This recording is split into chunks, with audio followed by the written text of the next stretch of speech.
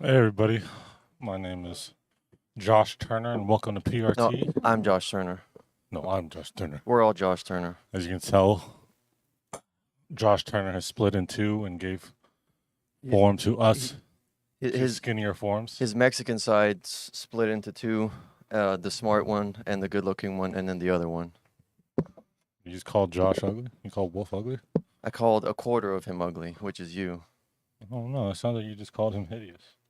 No. A quarter of him is ugly. A quarter of most people is ugly. Yeah, but you can't do math, so a quarter could be like 97%. Whatever. How's everybody Anyway, doing? we're sorry we got off to a late start today. Well, we got the chat room and everything started on time, but we're getting off to a little bit of a late start. Wolf had to deal with some last minute work stuff, duty called, and like we're usually like struggling to get here and scrambling and to get everything ready on time, and then today we do, and then work messes it all up. So Yeah, we actually got here he's yeah early. yeah. So he's finishing up dealing with that right now. You're gonna have to bear with us until then. I know it's terrible, Oh no. but I think you'll live. I think you'll be okay. Um, but yeah, so I was reading the chat earlier, or just a couple of minutes ago. Bernard Fox, like you always have some cool stuff to say. You said that you remember Bob Barker dying. I remember that too, and it's funny that you say that just out of the blue, because just yesterday, Wolf and Nelly were talking about that exact same thing. I remember him dying, and the thing that cemented the Mandela effect for me was kind of an obscure thing. If you've ever seen the show Boardwalk Empire, right? There's a character on there who plays an actual singer, like who was famous back in the 20s, named Eddie Cantor, and he sung this song that's a highly obnoxious song. And the first time I watched that show, his character sung that song, and the chorus is, he's talking about like women, right? Like the kind of women he likes, and he said, the dumber they are, the better I like them because the dumb ones know how to have fun. And then the second time I went back and watched that show years later, it changed to the dumb ones know how to make love. And then I went back and watched and I listened to the actual song, and the actual song itself changed. So I questioned myself before blaming anything else, because the human memory is a fallible thing, but I know for a fact that changed, and I know Bob Barker died too, Mm. and I know Bearstein Bears was not spelled the way it's spelled now. Yeah, there's a lot of inconsistencies that are coming up. But before we get too deep into that, let's start doing the introductions. Patreon. Yeah. So well, first off, we're this coming weekend. Uh, I guess next weekend, starting Friday night, going all the way until Sunday, is going to be the conference. So this is the last call to get your tickets. All right, and we're seeing an uptick in ticket sales right now because a lot of people are waiting until the 11th hour to buy them. If you want to go to Sugar Britches. If you can copy and paste that link to the Eventbrite page where people can order tickets. Let me pin that real quick. That's the website to go to. It's an Eventbrite page. You can buy your tickets right there. They're going pretty quickly now. But this is probably the fastest they've gone in like the entirety of ticket sales. Also, we have the Patreon. The website is right in the bottom left-hand corner of your screen. It says patreon.com/PRT podcast. We have 4 different tiers from $10 through $40 tiers. It's a monthly thing. It's a way that you can show your support for the show. And if you do, regardless of what tier you sign up for, your name is going to be like on a Patreon supporters like credit card of every video that we do.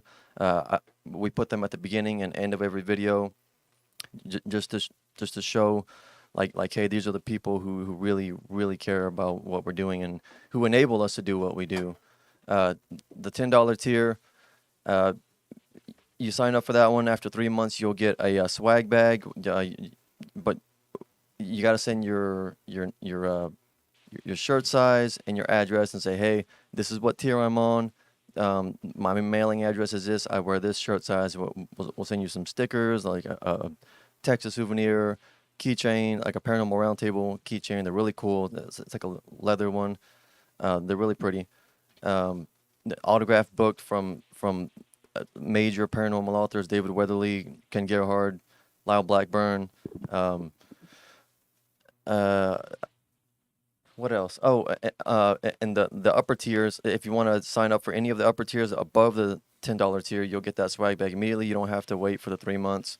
And It's 2 months. Oh, 2 months? Yeah, we changed it to 2 months. Okay. So let me pass it on to Wolf here, because he's back he's finished dealing with all the work stuff. So Hey folks, how's it going? Sorry, I've been running ragged. I got a lot going on. The conference is one of many things I have to deal with. And got a lot of people asking a lot of questions right now because of, the conference is coming up quickly. And we don't always have I said time in our lives to deal with things, and sometimes things get put on the back burner, and one important thing got put on the back burner, and so I'm trying to take care of that. And work is an ever present pain in the butt.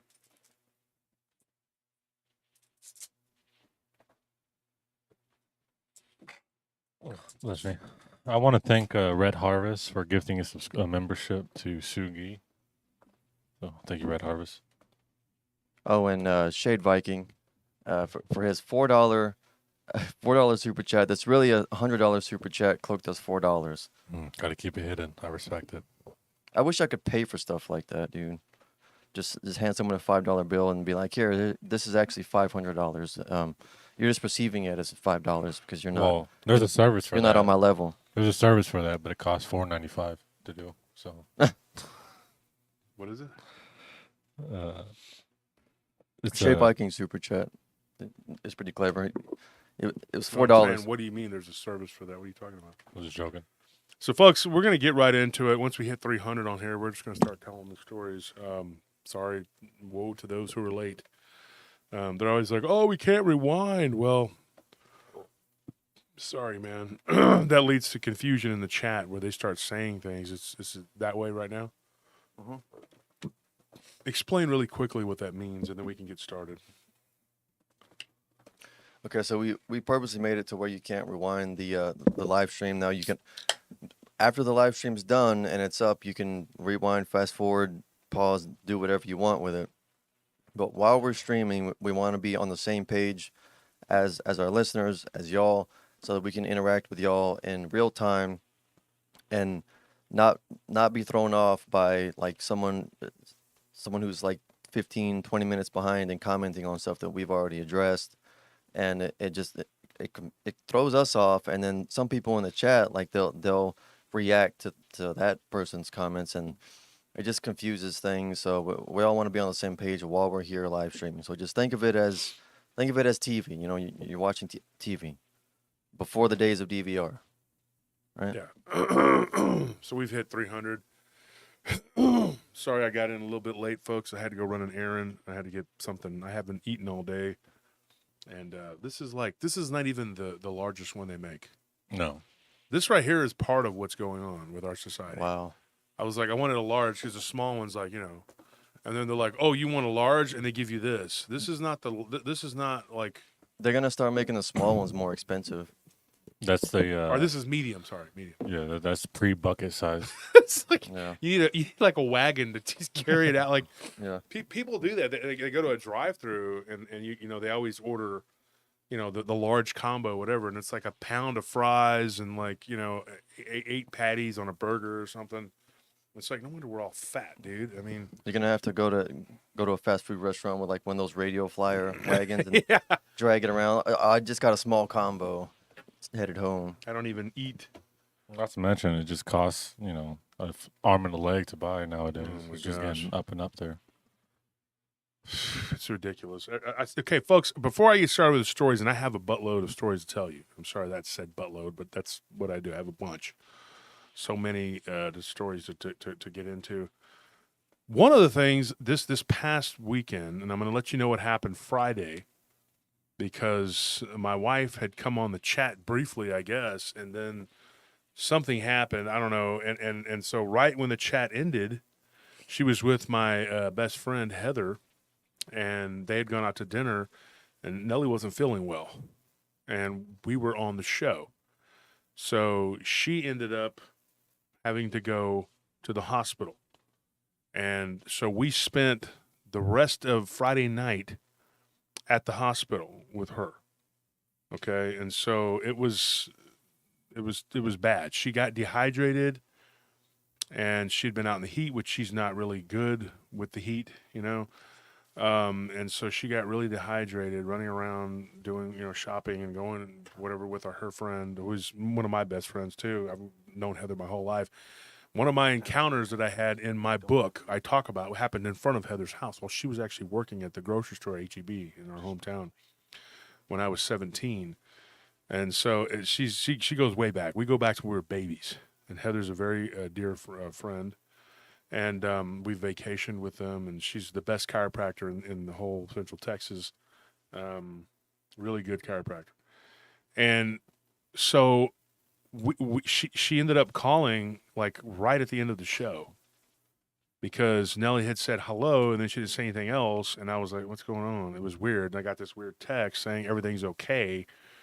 And so at the end of the show, we left to go to the hospital, and we ridiculously, and I'm not gonna call people out on this, okay, but we went to a hospital where they didn't do anything for her.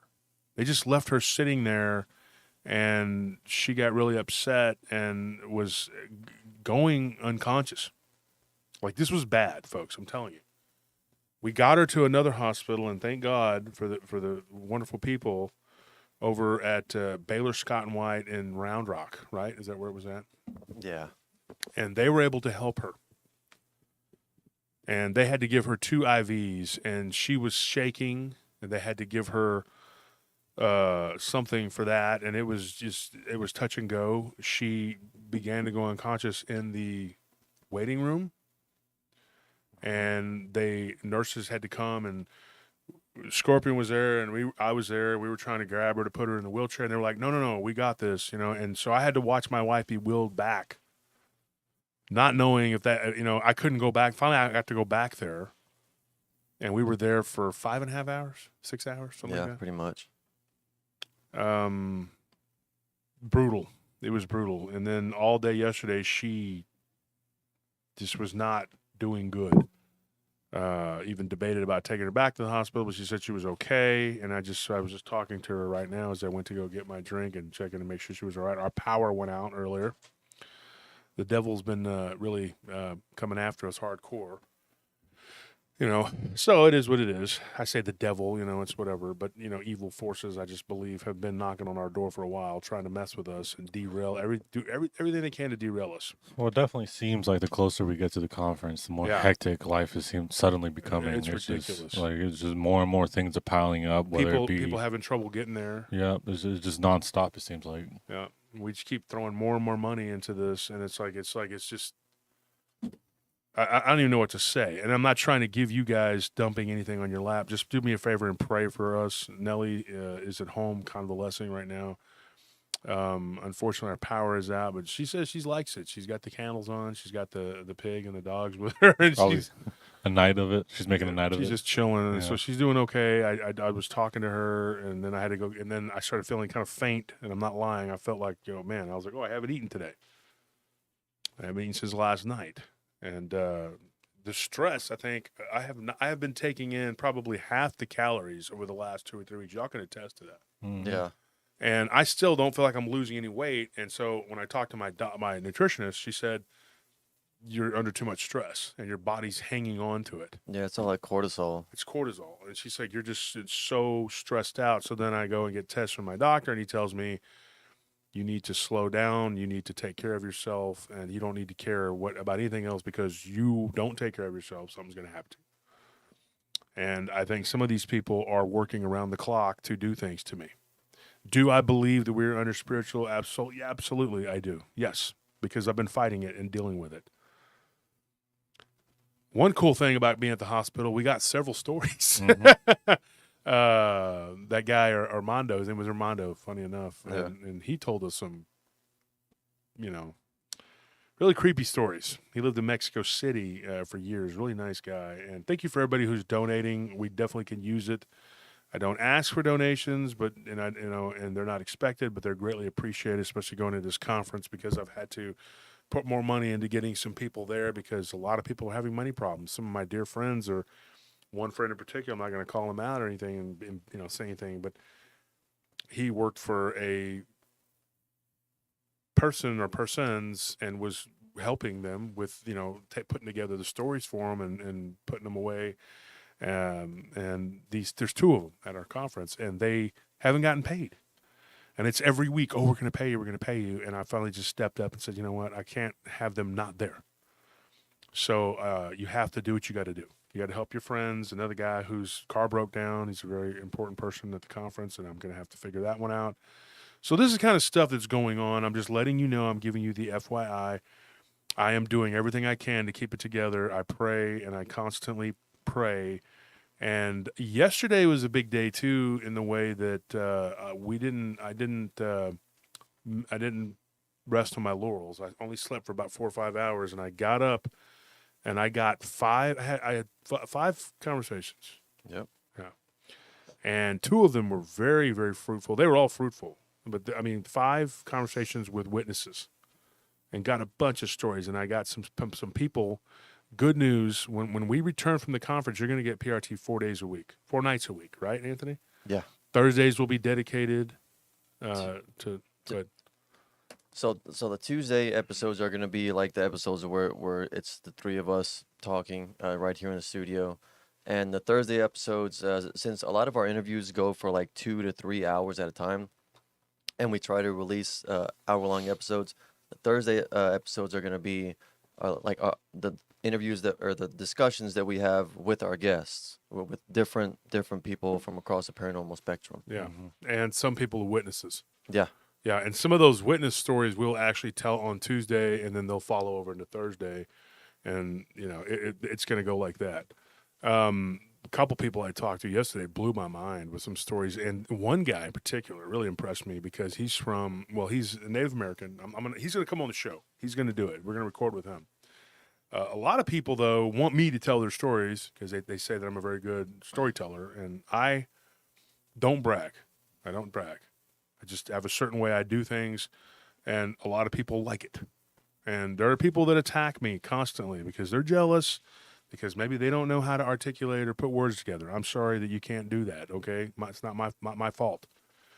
But everybody has something that they're good at, and that's what I'm good at. But sometimes somebody has so many stories and they connect so many dots, they just need to tell it themselves. And that's what I told him. I said, man, you are an experiencer. And he had some incredible encounters, not just with Dogman, but with some other stuff. He was living on a reservation.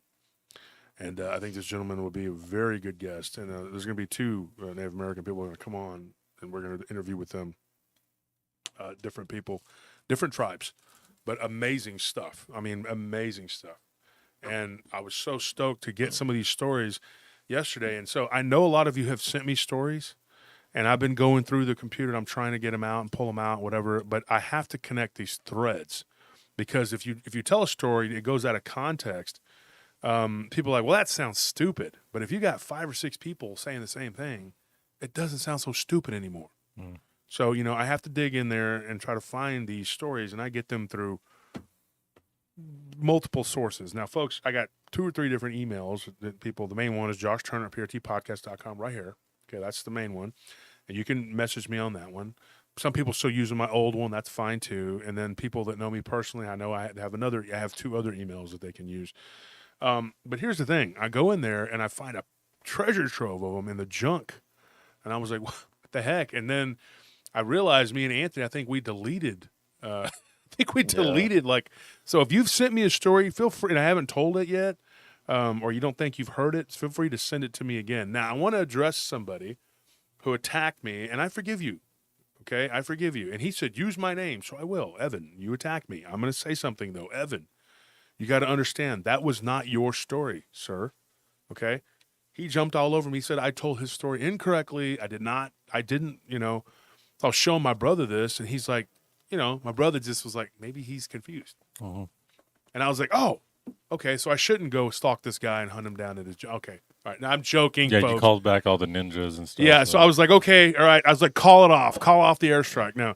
So what I did, I messaged him back and I said, what exactly was your story again? Because I wanted to make sure. He's like, well, I sent it to you. And I was like, he sent it to me like a year ago. It was literally last September.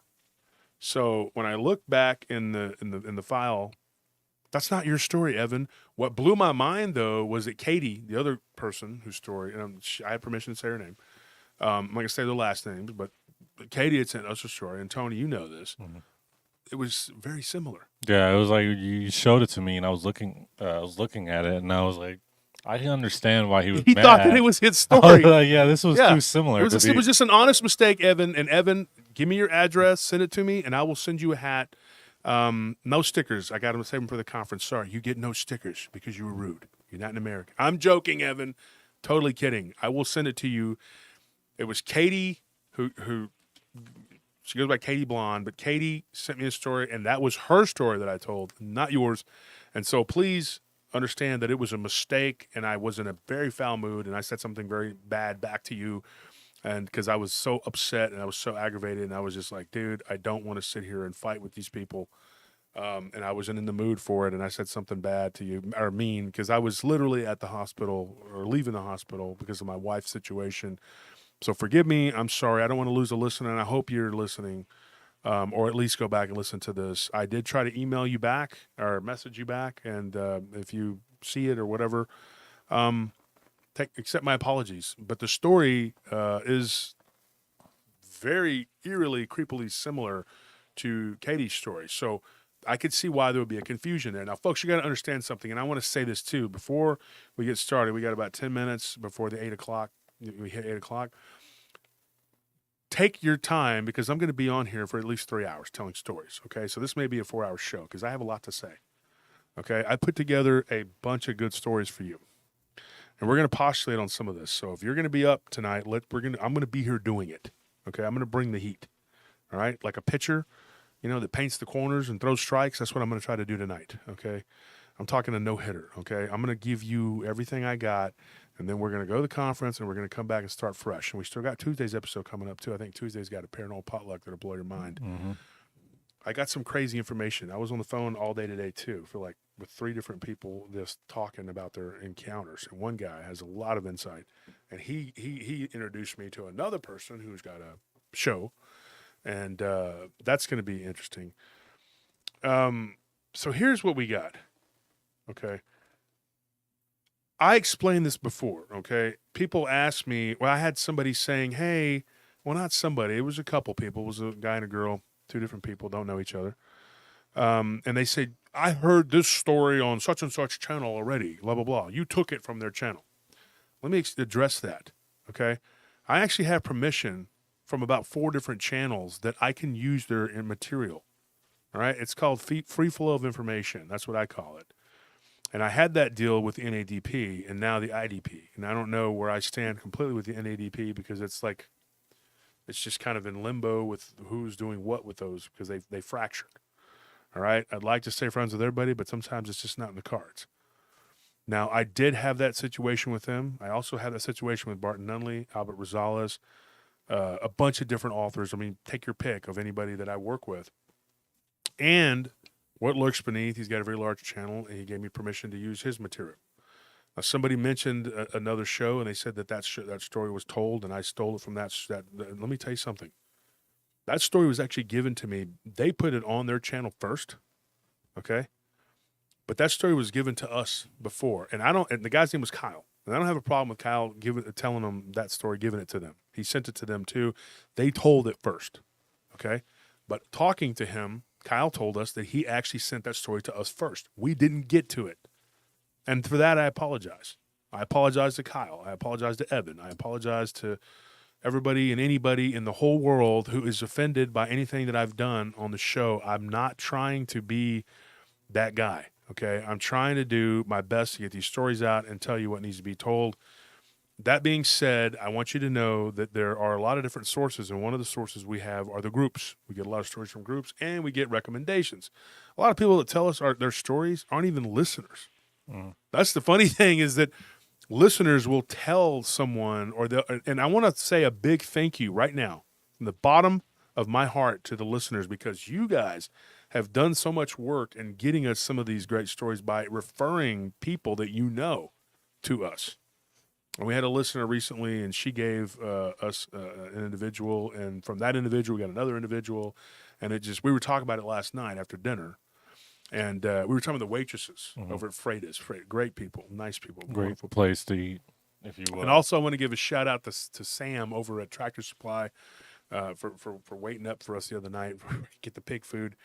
Yeah, so the great, nice people that we get and we talk to, and we were explaining that to the waitresses about the stories and how we get a lot of the information we get. And we didn't even really think about this until we were on our way home. I think it was me, you, Tony, Anthony, Nelly, Scorp. We were all talking. And it came up that a lot of our stories come from the listeners referring people to us. Yeah. Yeah. Because, I mean... and like as soon as we release an episode about a particular subject, like we'll get stories from other people. A flurry of them. Yeah, like I took a picture of a comment in the live chat of the of last Tuesday's episode about time standing still. It's from Betsy Barnacle. Like as soon as the episode premiered, she was in there and she said, "I had it happen with a falling glass. The glass stopped at shin level, and I had about 3 full seconds to see it and think, why isn't it moving? And I caught it."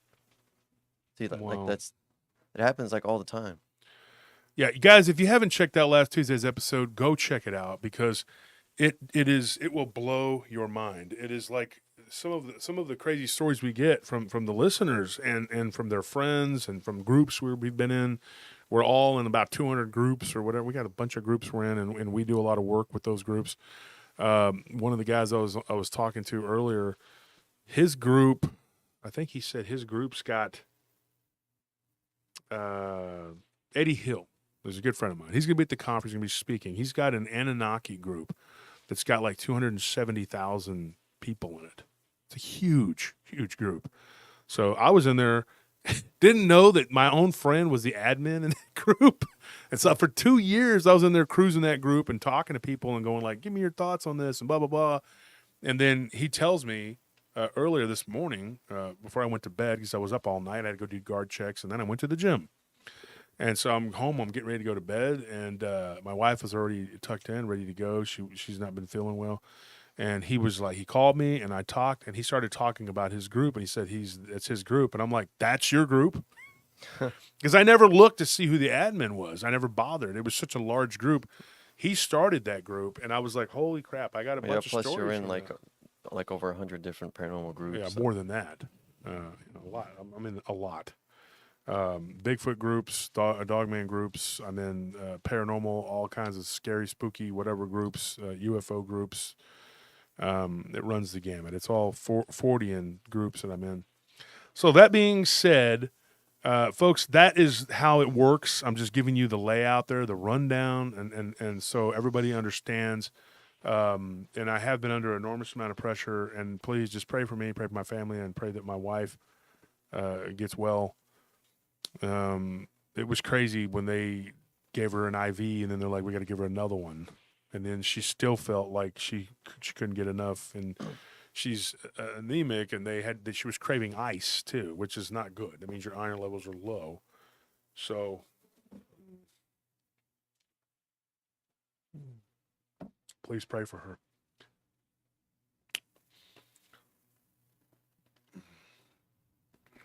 So here we go. I'm going to get started here.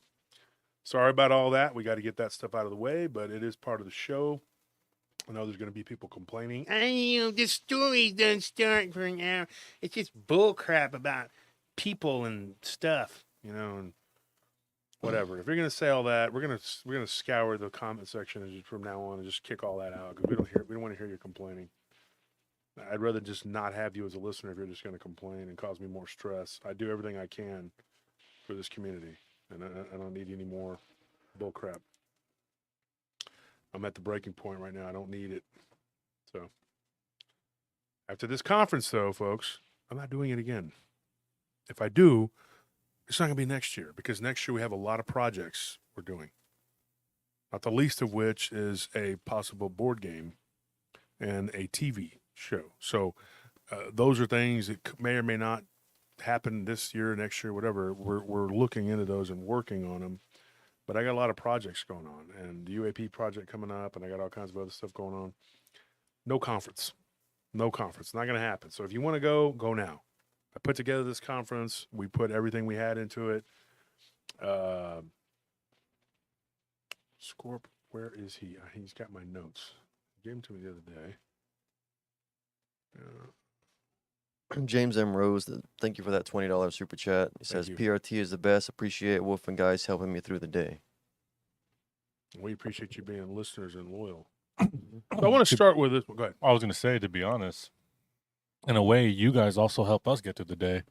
I mean, I can't remember how many times we've had like a pretty stressful, horrible, kind of like, off-putting day, and then we come here and do the show. And afterwards, usually hanging out with you guests or hanging out with some of the interviewers we get, that kind of turns our perspective around and makes us like feel better at the end of it. And it's not just like we appreciate being there for you guys, but we want you guys to know that just as much as we're there for you, you seem to be there for us, and it means a lot to us. And every week we get so many people who just show up to the chat and who are always there for every live stream, and it definitely means a lot. Yeah, it means a lot to us for sure. Okay, so we left off. Okay, this is Scorp came through. Thank you, Scorp, being on the ball with that. We appreciate it. Somebody mentioned that my microphone, when I move anywhere around the microphone, that it goes out. It doesn't pick up. No, You it'll have to be pick up. right on top of it. It's just that there'll be a noticeable like audio kind of zooming in and out So these effect. microphones suck. No, they're supposed to be like that because we use them to record. Okay. Way to go, Anthony. There we go. All you have to do is sit still when you talk. Okay. Sounds like a lot of- that. It's not. Sounds like a lot of bull. It does, See right? this? Sounds like a lot of excuses. You He's see this? He's pulling things up. I need and trying to less make it work. excuses and more like. You see how I'm not doing solutions. this when I talk? Are No. you? What are you possessed? What's What are wrong you with doing? What are you doing? You just sit Are you still okay? Are you in okay, front of the dude? Hey, what's microphone going on? and you speak. Buddy, calm down. Okay, Sir. You need to talk to somebody. you sit still. Sir. Get the answer. out You're of your just mad pants. because that guy thought you worked at the 7-Eleven last night. So quit, dude. Stop. All right. What's wrong with working at 7-Eleven? I don't know. You You got something against 7-Eleven? Got Marcos? something? no, the way you walk. Some of in, our you came listeners out- probably work at you came out 7-Eleven. and you were very angry. Why don't you tell them 'Cause what, the what's guy wrong was like, with you need to working get at back here. 7-Eleven? I'm Literally, back on last his night we side. go to 7-Eleven, and this guy is so mad because some guy tried to get him to check him out. And Anthony's like, I don't work here. I'm not in a 7-Eleven uniform, dude. Like, what? It's not rocket He science. was a stoner. What do you expect? Yeah, but you it's can't not- get mad about everything, dude. Okay, well, then I was mad that he was a stoner talking to me. Don't talk to me. Just be Well, stoned. what is that next to you? Oh, No comments, folks. Back to me. Let's do this. Sorry, folks. Sorry. Okay. It happened. We got over it. We calmed him down. We took him to his safe space underneath the stairs with one of his cats. Anthony recovered. Okay. It's good. Nelly stroked his hair. It's okay. Mojito. It's okay. And he calmed down. So here's what happened, folks. I have a friend who's a DJ. I think I said something about this. And our friend Jamal, he used to be a promoter of rappers and stuff like that. And he was a good friend of mine from back in my thug days. All right, but we're not going to talk about that. So anyway, Jamal used to work with my brother, and he worked at Costco. Okay, and so what ended up happening? There was a guy named Sam who was a DJ, and this guy, it's crazy. He actually put himself through school to become a doctor. I'm not joking. As a DJ. Now, Sam was literally Cambodian. Literally, I mean, not literally, I'll say he was Cambodian, but literally his mother was like, you don't become doctor, I kill you. She was like, Oh, she was yeah, like it's very Tony's intense. mom. We're like, yeah. Why you get A-? Yeah, and so he was a go-getter, but he had aspirations to be a DJ, and that's what he liked to do. And I actually had him spin a couple times. I went to see him spin over at my friend Arish's club. He's a nice guy. He's a good dude. So one day we were at what's it called, at Spinners, and we were talking, and Sam said, I have several stories if you'd like them, because I was over there eating dinners about a year ago. And we finally got together and we talked. And let me tell you something. They're really creepy. And one of the things that Sam told us, he was working at Costco, and Jamal, who I messaged and we talked about this, I've known Jamal for over 20 years. We actually threw hands years ago and then became friends. It happens, you know. But we end up talking, and so I it says, speak into the mic closely, sir. Thank you. Okay, geez. Thank you. Thank you, Ben. We appreciate that, Ben Full Hat. So what ended up happening, he said I had a horrifying experience. By any standards, it would be creepy. Now, that particular Costco, where it was built, it's down in South Austin, okay? I would say this. One time we were driving. Now, Squid actually saw this full on. I caught a glimpse of it. And I'm going to tell you this, folks. I don't know if I've ever told this on the show. There's probably a few little stories I've never told. This was one of them. I'm pretty sure, because I was talking with Squid the other day, and we talked about it. We saw the largest wolf that anybody's ever seen, I thought, until somebody told me the story yesterday. And I'm not joking. It was a humongous animal. I thought it was a cow. So as we're driving and we're heading up the road right there by William Cannon and Mopac, and Squid's like, "What is that?" He goes, "Look, is that a cow?" And I looked over, and it had the look of a wolf going behind some trees. That was all pasture at that time. It was years ago. And I was like, "Was that a wolf?" And and so same thing happened with me and my brother. We were on 45. You know how you go underneath the underneath 45? Mm-hmm. What is that? 45, and what is that other road? 45. It's how 45 kind of curves when you come out of La Frontera and Round Rock. Yeah. Me and my brother one time, if you can remember what it is, that's fine. But if not, don't worry about it. That intersection? It's Mopac and 45. Yeah, Mopac and 45, yeah. And we saw, which is way north, almost to Round Rock, which is in north of Austin, folks. Now, follow me here. We saw these two, and my brother, I don't know if he's in the chat. Is he in the chat? Tell him to get in. Yeah, he's already here. Yeah, he remembers. I know he remembers this because he says, look at that. And we look over and we see these two large, they were on 4 legs. I mean, these weren't like Dogman walking on 2 legs or anything. We didn't see them that way. But they were ducking under a fence, and they weren't coyotes. These weren't coy wolves. These were gray, wolf-like creatures. I say wolf-like because they were gigantic, and they were running in the grass. You remember how it got real tall in that pasture? Yeah. And we were joking, me and Anthony, one day we were coming from Peter and Lee's over at QT, which is one of our jewelers, and good people. They're Vietnamese, real nice couple people. And we were coming back from getting your watches fixed. And you said, man, that grass is so tall, it's scary to think about what could be in there. Yeah.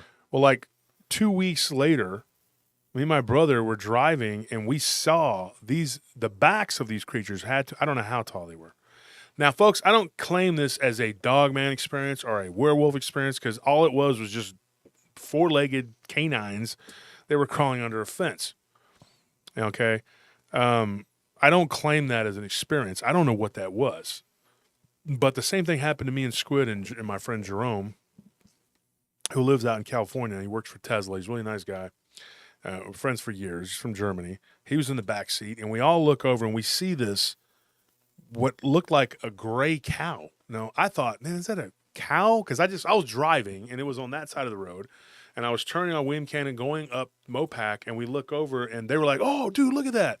So the lights, I guess, hit it for a second, and I just thought, I was like, what the heck? And I turned, and at the same time that they were freaking out, I was trying to wrap my mind around what I saw. Squid says, to this day, he says it was the largest wolf he'd ever seen, about 6 foot at its back.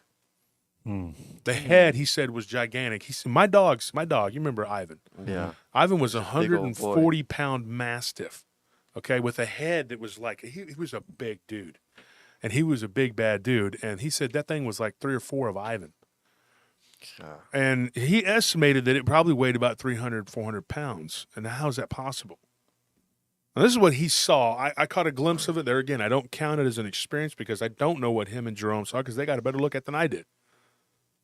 That was in the south end of Mopac, and you go all the way to the north where we're at, and that grass was tall at that time. Then we had the guy, and I went back in the archives, and I found a story that I told on the show of a guy. I believe he was from Abilene, and he had camped underneath there. Yeah.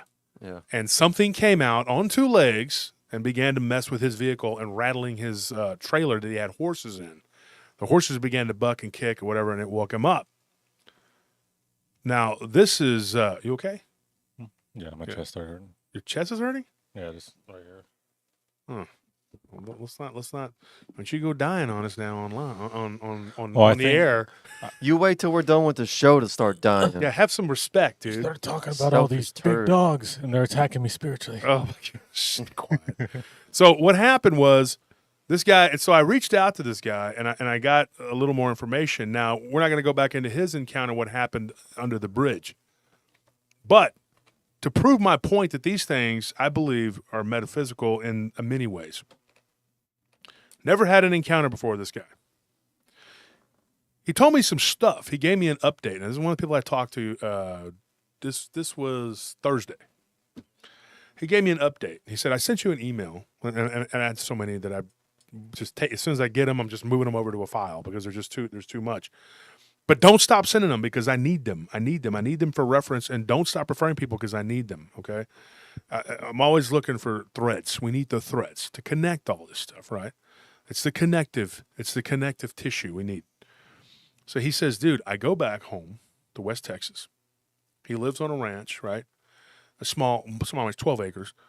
But he's like, I got a piece of heaven out there. He goes, I love it out there, whatever. But he drives his truck, and sometimes he drives horses. He sells horses. And he said, dude, I was driving from my home to Big Springs. And I've been out there in Big Springs. My grandfather stole a bunch of goats there one time. And I was 11 years old, and I helped him commit a felony. I hope that the world can forgive me. I didn't know. He kept telling me we bought them, and I was like, Papa, I think we're stealing these. Well, you call it stealing. He's reacquisitioning them. Okay, whatever. Bottom line, Big Springs there's nothing there. There's a big auction hall there. And he says, I'm taking them to the market, to sell these horses, so we can, there's people that need horses, whatever. He says, I see this wolf walking all fours before his eyes, dude. He's going down. He has a long driveway. He says, I see this creature go across the trail. He calls it the trail. Like it's a long trail. And his wife was with him, and she was looking at her phone. He's like, honey, kept looking at her phone. He's like, honey, look at this thing. And so he wanted to get out because he's got cows. This is a predator. The folks, you got to understand, he wanted to get out and shoot with 308. I get it because we're in Texas and we have big hog problems and we have coy wolves and coyotes and a lot of menacing predators here. We have cougars and some say black panthers and black bears, the occasional black bear. Not really in this area, but in different places like in West Texas, South Texas. And then they get these hyena-looking creatures out there too. And he said that it kind of, the way it looked, the back, he said was humongous. He's like, have you ever seen a razorback hog? And I was like, yeah, I have seen them in the wild out there when I was at the Big Bend National Park about 10 years ago. And he said, yeah, they're humongous. And he said that it had a ridge on its back. And it was very sharp and pronounced. And it had these really small back legs, almost like a hyena. And he thought it was a hog at first. And then he looks, and it's like, dude, what in the heck is that? And he estimated it's about 400-pound animal. Wow. And it just didn't run fast. It just kind of trotted. And then right before their eyes, after he had the experience up here by Austin, right, when he had gone to pick, I think he was picking up horses. This thing stands up on its hind legs and just walks across. And he said it was like his wife got so freaked out, like he goes, take a picture of it. Take a picture. I'm going to get out and take a shot at it. And then they start an argument. She's like, no, get back in the truck. Get back in the truck. Well, I'm not going to say his name, but she's like, get back in the truck. And he's not wanting to get back in the truck. He's like, no, this thing doesn't need to be on my property. And his thought was that it was a flesh and blood creature. But after we talked about this, and I asked him, I'll call him W. I said, W, I said, I got a question for you. You saw this thing in Austin, right? You go all the way back 300 miles to your home. What on the planet Earth could you possibly think? How could that be that you would see another one? I said, prior to that, how long had you lived on this property? He said, 13 years. 13 years before the incident that happened over there in Austin. Or altogether, I guess, all told, right? I said, and you had this incident happen in Austin, Texas. You live on this property, for the one he's living on now, 13 years. I said, and do you believe that that creature that you saw just appeared out of a coincidence? I said, has anything weird happened to you prior to that? He said, yes, but not that weird. And I said, well, what happened? Two things. When he was a kid, he was a child, when he was 8 years old, him and his brother, I'll call him C, him and his brother C, they saw a UFO. They didn't just see a UFO. It was in their dad's pasture, and they saw it land, and they saw two beings come out of it and mess with something and then get back in it. They witnessed this. Now, this was at 3 or 4 in the afternoon, and then when they were walking back up to the house, guess what time it was? It was after 10 o'clock. I said, how long did the incident take? He says, man, it must have just been 10, 20 minutes. I said, I don't think so. You're missing time. The second incident that happened was they were living in a house when his mother and father had problems. Unfortunately, his dad drank, and his mother took the kids, and they went to go live with a great aunt for a while. When they went to go live with a great aunt in Lubbock, he had a couple of very weird paranormal experiences. He saw a full-bodied apparition come down the stairs. His brother one time got grabbed and pulled out of their bed. If you were to sit back and you were to look at all of this big mosaic, you would be shocked at how many people have had alien abduction, ghosts, all this other stuff.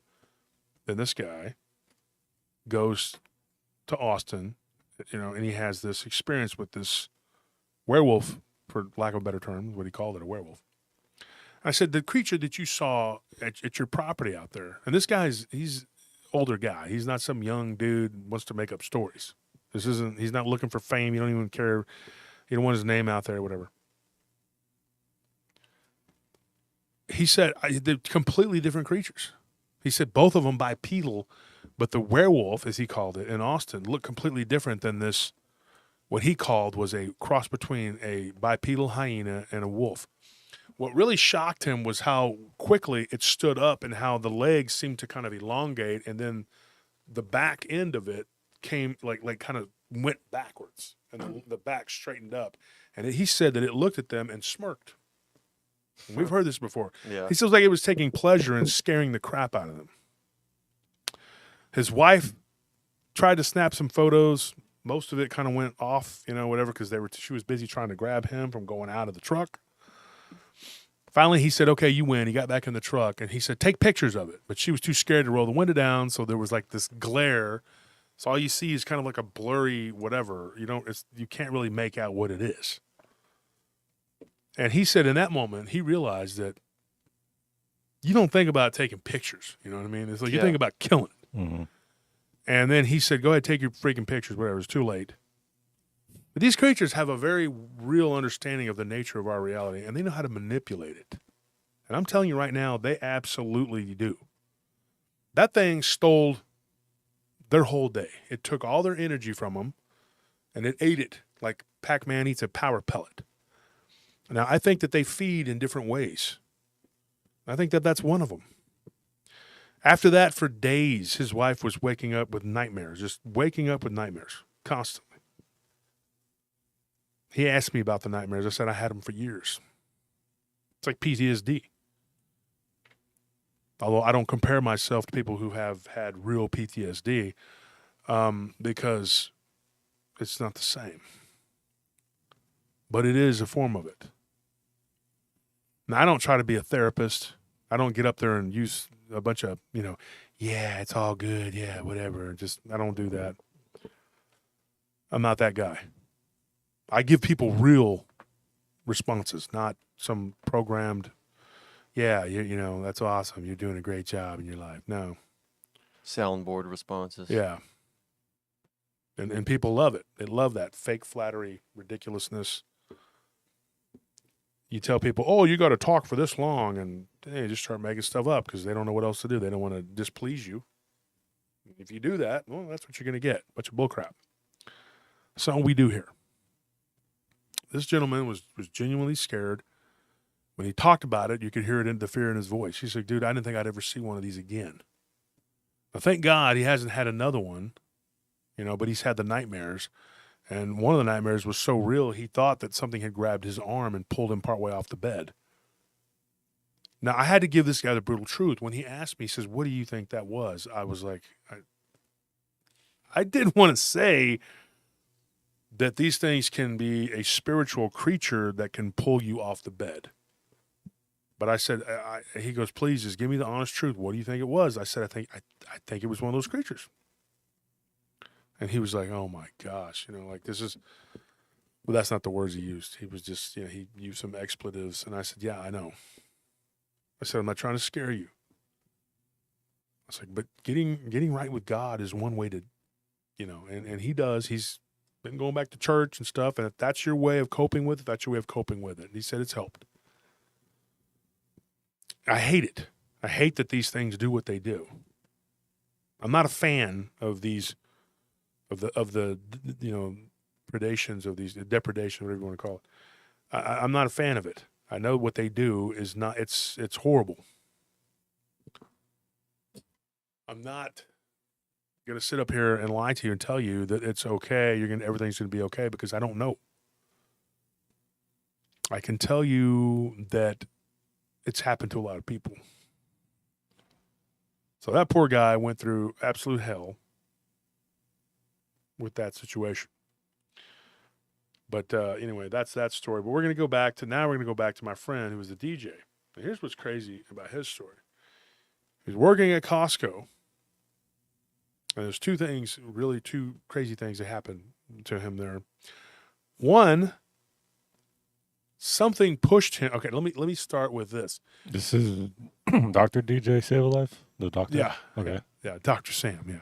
Anyway, he had a crazy incident that happened to him. He was working at the Costco, and he had switched over to night to working as a stocker to bringing in all the stuff driving a forklift and blah, blah, blah. And it was during COVID, and they had cut the hours down severely, but people were piling in. And I don't understand how this works, but people were piling into these grocery stores because they were closing early. You think that they would stay open later because, people need not be at there at the same time because you're going to get people infected. But that didn't happen. And apparently after 8 o'clock, you're doomed. Yeah, So that's when COVID wakes up. That's when it strikes. It wakes up from It yawns and it's like, oh. Yeah, it Well, wakes let's up not from its say- nappy time and decides that it's going to infect a bunch of people. Yeah. We'll call it the C word. We'll call it the C word. Okay. The Yeah. C, well, that's cancer. We're going to call that. Oh, man. We'll call it the vid. The vid. The Yeah. vid wakes up and is like ready to devour at 8 o'clock. If you get in and out of the restaurant before that, you're fine. But what happened was he was working there during COVID, and they had weird hours, and they were stocking and stuff. And something shoved him. Okay, this wasn't at his normal store. He went to work at another one because he was trying to put. They were short staffed. Mm-hmm. So Going to help out. Yeah, he went to another store and was helping out. So you can't say that it was just that store. I believe it was him. Okay, that's the point. A guy hit something with backed up a what do you call it? The pallet. The forklift. Forklift. He backed it up, and a bunch of stuff fell, and it would have landed right on him. He was bent down, putting some stuff, and he looks up, and he sees this stuff falling, and something literally tackled him, pushed him out of the way. And it was like bags and bags of like sugar and stuff like that. And then when it fell, it just busted right there. He goes, dude, I'm not a big guy. That everything would have been bad. It would have hurt. It would have hurt him. And the guy that was driving the forklift didn't really have an excuse. He was just overworked. He was tired. He'd been working every day. And so no harm, no foul, though he didn't get hurt. So that was weird. But then he was working at the other one with my friend, and he said, dude, there was something fell. I can't remember what he said it was. It fell. It was his friend's vape thing. And his friend, they were talking and they were kind of horse playing, and his vape came out of his hand. They were slap boxing, not him, but these two guys. And he goes, oh, I'll get it. So he reaches in between two pallets on the ground to grab the vape pen, right? Yeah. And when he does, something grabs his arm. And he said that it was ice cold.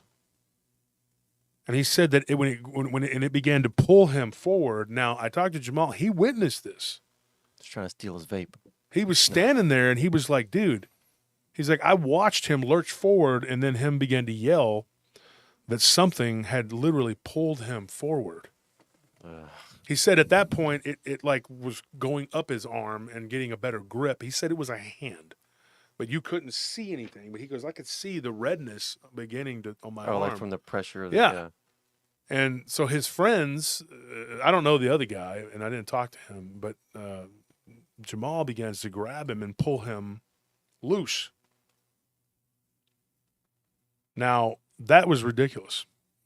Well, luckily for him, he didn't work but a couple more months, and then he was done with school, and he went into internship, whatever, to become. But it was crazy, like it was absolutely crazy. He couldn't believe it, and so I asked him the same question I ask anybody. I asked Sam. I said, "Do you have anything that precipitated this? Do you have anything that could have happened to you?" And he said, "Yeah, he had 2 incidents. Once again, 2 things. Very interesting. He grew up over near Montopolis, which is in Scorpion's neighborhood. It's a bad area.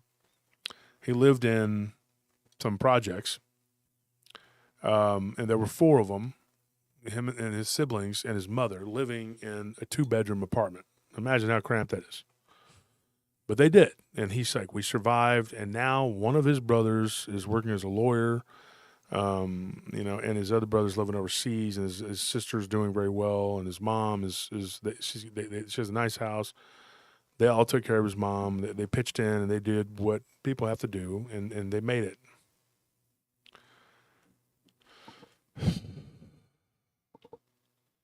What he told me was surprising, to say the least. And this is how it actually started. This is how I ended up getting in touch with this guy. He had an encounter with a creature, with something, when he was walking home from a basketball game.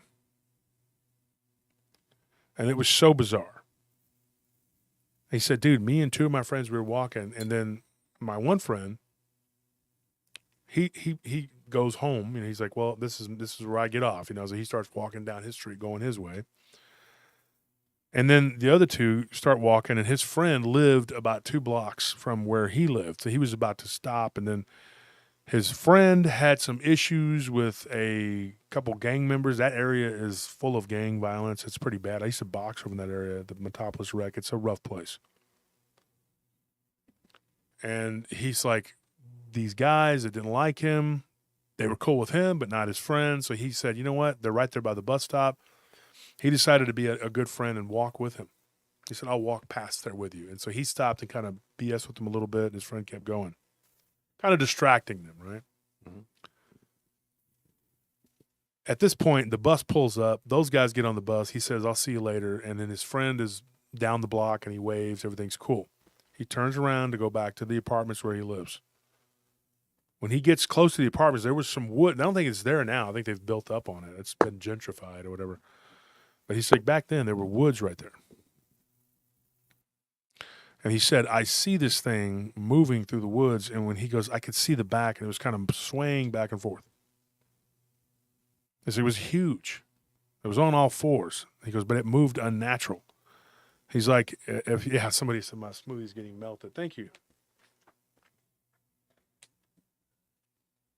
Can't drink this whole thing. What the heck? But he said, dude, it was moving unnatural. He goes, then it lifts up its head. And he says, I see this creature. It looked like it was yawning. And I realized its mouth was wide open.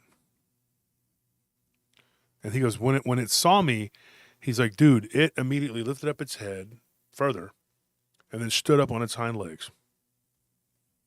And he's like, I was probably 30 feet from it. There's like a partial parking lot right there where there's just like the pavement just ends. Like they just said, we're going to pave this. No, we're not. It's poor people live here. We don't care. Yeah. You know, they don't care. And so it's a bunch of grass, whatever. He said this thing actually spoke to him. Not verbally, physically, but in his mind. And so I said, Sam, you know, I've known you for a while. You know, we weren't great friends or anything like that, but you never told me this. He goes, I didn't know you were into this kind of stuff. And he says, but, you know, R. Ash told me, hey, talk to him, you know, whatever. So we're sitting there and we're talking. And I never forget, Scorpion was right next to me. And Willie was, I think Willie was there at that time. It was right before Willie had gone in for his surgery, whatever. It was the last time when he told me this story. And he said, dude, this is the first one like he ever told me. This was just the Dogman story. And then we went into this whole, you know, and we backed up. Now, there was something that precipitated this. We'll get to that in a minute. He says, dude, this thing literally didn't say anything special to him or anything like that. Mm-hmm. It said one word in his mind was Ola. Well, Like- nice of it. Oh. Yeah. And so then he said hello back. He said when he did, he said the thing kind of looked side to side and then kind of grinned. And then it was weird. He goes, it's like it tilted shoulder and then kind of leaned in. Like, what are you doing? He said when he saw it do that, he said this thing's body looked like it almost elongated coming towards him.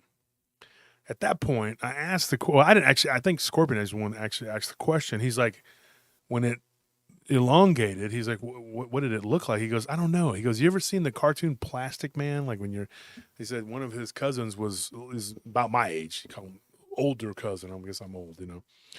But he said he was watching that cartoon one time. And he said he was a little bitty kid. He said he remembers how he stretched his body. He said it almost looked like that. He said it was almost cartoonish. Hmm. And so I asked him, I said, I have to ask this question. I said, but I don't want to offend you. I was like, but were you doing anything? Were you under the influence? Yes, under the influence of extracurricular Mm-hmm. products. And he says, no. I've never known him to do that. Like I said, I don't know him very well, but I've never, you know, I know a lot of DJs and they party and stuff, but typically when they're doing what they got to pay attention to what they're doing. Yeah. And he says, no. He goes, dude, I was like 17. And so I was a kid. I wasn't hustling, doing all that other stuff, you know, running the streets and Acting a fool. yeah, he wasn't doing that. He said, I was just doing what I had to do, take care of my mom. He worked at Sonic, I think, at that time. He's like, dude, I was just doing what I had to do. And this creature talked to me in Spanish. Now, he's not Hispanic, he's Cambodian. His mother's an immigrant. Whoa. Did this creature misidentify him? As Racist. Racist creature. Racist creature. And so, anyway, this creature, whatever, said hola, and then it leaned in to where it was like probably a few feet from me. And he goes, I looked down and I couldn't see the legs anymore. He said, dude, everything kind of my head started swimming like I was in a dream. And he's like, for a minute there, I questioned whether I was actually in a dream. Am I dreaming or am I awake? He's like, I don't know. And then he's like, the next thing you know, I'm standing there and I'm like, it's gone and everything is normal again. He goes, and I looked at my watch and like there was no missing time, anything like that. He goes, it was like a few minutes had passed and it was over. And he goes, and then I just took off running up to my apartments and I got there and, you know, he's like, there were some kids that I knew, they were sitting on the steps and they're like, hey, what's up? He's like, hey, what's up? And he just didn't stop to talk to him. He just booked it up the stairs. He's like, I didn't even talk to my friends. I just was like, I'm freaked out. So it's so weird what happened to him. But then the first house they moved to, which was still in a bad area, it was off of Dove Springs area. They moved down south to a house, and they were happy to be living in a house because they gave them 3 bedrooms instead of 2, and it, a few hundred more square foot, a little more room. He said that the first week we were there, we realized very quickly that it was haunted. And he said, I was the first one that started having experiences. And get this. He saw something, and I told you all this, Anthony. I showed you this story when he was, this one, it was sent to me by him. He woke up in the middle of the night on a rainy night, and the electricity had gone out. And it's weird because we were talking about this a couple days ago, remember? Mm-hmm. And now the electricity goes out of our house. Happens to us. Kind of weird, and this was a story I had planned for the show. But so Sam's electricity goes out. He says, I'm laying there in bed, and I look over, and I see this glow outside the window. And he's like, and I'm thinking, what's glowing? What is that? So I get up, and I open the curtain, and he goes, and I see what looks like a skull. Like a glowing skull, not somebody with a mask. He goes, it was literally a spirit. You could see through it. Yeah. And he said, and it had like a hood on it, dude, and it looked like the Grim Reaper, like it was, it was there. And he said, but that wasn't the last thing that happened. There were a couple other things that went on. And I don't have time to get into all these different stories because I got his brother, Devin, sent me a bunch of stuff too. So Sam tells me all this stuff, and he tells me like he had something grabbed his leg, and then something pushed his sister. But that started it. And he said the other kids and his mother could only see, and he gave a percentage. He said it was about 50% of it. He said he saw all of it. He said all these weird-looking shadows, everything. He said I could see every bit of it. So that's when I asked him, I said, did this all start after the Dogman creature you saw? And he says, no. He said, well, he calls it a werewolf. He said, when I saw the werewolf, he's like, that wasn't the first thing that ever happened to me. Now get this. I said, Sam, what was the first thing that ever happened to you? He said, well, we were on a field trip when we were kids. And we went to the LBJ Ranch, which was cool. I've been out there when I was a kid. And he says, we go out there. It's out in Johnson City, outside of Johnson City. He says, and we got lost. Me and 2 other kids decided to wander off, and we got lost. We got turned around. We couldn't find our way back. And he said that this small, diminutive little dude smoking a pipe. Now listen to this. He said he came out behind a tree. And I was like, dude, you're freaking me out, dude. This is, but we've heard this before. This is not new to us. But every time you hear it, though, it's still freaky. And this guy came out and says, you guys need some help. And he said he was just like a little man. And you know what he said? He said, if you took Santa Claus and you shrunk him down to about 1.5 feet, he's like obviously a dwarf, but he was like, just like a little gnome. And he was very friendly. And he said, dude, he started walking. And we walked, and we came around the corner, and we saw this orb off to the right, kind of shimmering, like a kind of floating around. And the way he described it was if you're taking bubbles and you blow the bubbles and it looks like a bubble, but it was elongated and it was kind of floating around. And one of the kids said, what is that? And he said, the little man says, oh, that's my ship. And then he kind of laughed, and they kind of shook their heads, and the little guy goes, yeah. And they just kind of shook their heads like, yeah. And everybody's laughing, thinks it's funny. And he goes, well, let's keep going. And he just goes up the hill, and they were looking at each other like, these like 9-year-old kids, should we go with this guy? Well, we're lost, and we've been out here for who knows how long.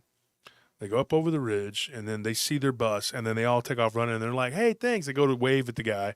He's gone. Couple nights later, this was on a Friday field trip, right? And it was spring, late spring. Couple nights later, it was a Sunday. I'll never forget. He's like, I was laying there in my bed. He goes, and I see like kind of floating above me. I start to drift off to sleep, and I open my eyes, and there was this face. And he goes, and it was the little dude that I had seen when I was a kid. And the little dude said he gave him a name, which was just a nonsensical name like Neama or something weird, like that. And I don't know, I mean, what that name means, and I don't even know if we should repeat it or whatever, but anyway, it was weird. And he says, "What's your name?" And so I wondered, because it sounded so close to the word name, if maybe he was just repeating that, Yeah. or maybe he thought that. So it was something I had to kind of decipher myself. But he said, I was looking at this thing floating above my bed, and I said, "What are you doing here in my room?" And he says, "I'm just here to check on you." He's like, "I wanted to make sure you kids were okay." He's like, "And I'm going to leave." And he's like, "But," he told him this. He says, "When you get older, there's going to be some bad things that are going to come for you. They're going to mess with you." And he's like, little dude told him, he was like floating, like his face, at least part of his chest. He could see it. He says, "Don't be afraid." He's like, "They can't hurt you, but you're going to see it." And he's like, "You've seen me, now you're going to see them." Right? Mm-hmm. And then that was it. So I thought that was very profound, because I was like, wait a minute. This guy, so I was like, wait a minute, back up. I was like, you saw that. To me, that is why he saw these other things. Yeah. They were probably there. You just don't see them. Like they exist from a right angle. They're like right there. You just don't see them. Now, a very weird thing happened when we were at the hospital. A very sad thing, too.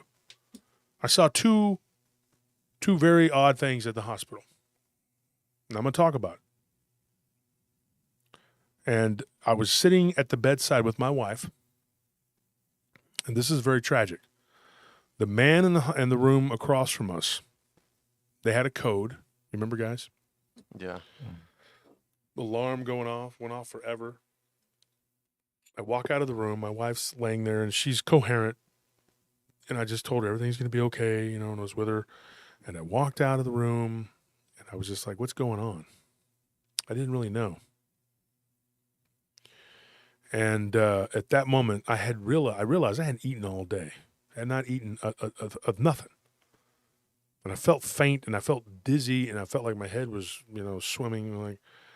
So I went outside, and Tony you had some food out in the truck or whatever. Yeah. You were out there eating too. Mm-hmm. So I went out there and I ate my dinner. I told my wife I'd be back, and then I couldn't get back in because the lady at the front had to go and help with the code. So I waited like another 30 minutes or something, and they finally came in, and they were moving kind of slow, and I was like, everything fine? And the lady at the front was like, They let me in. I go to the back where my wife is at,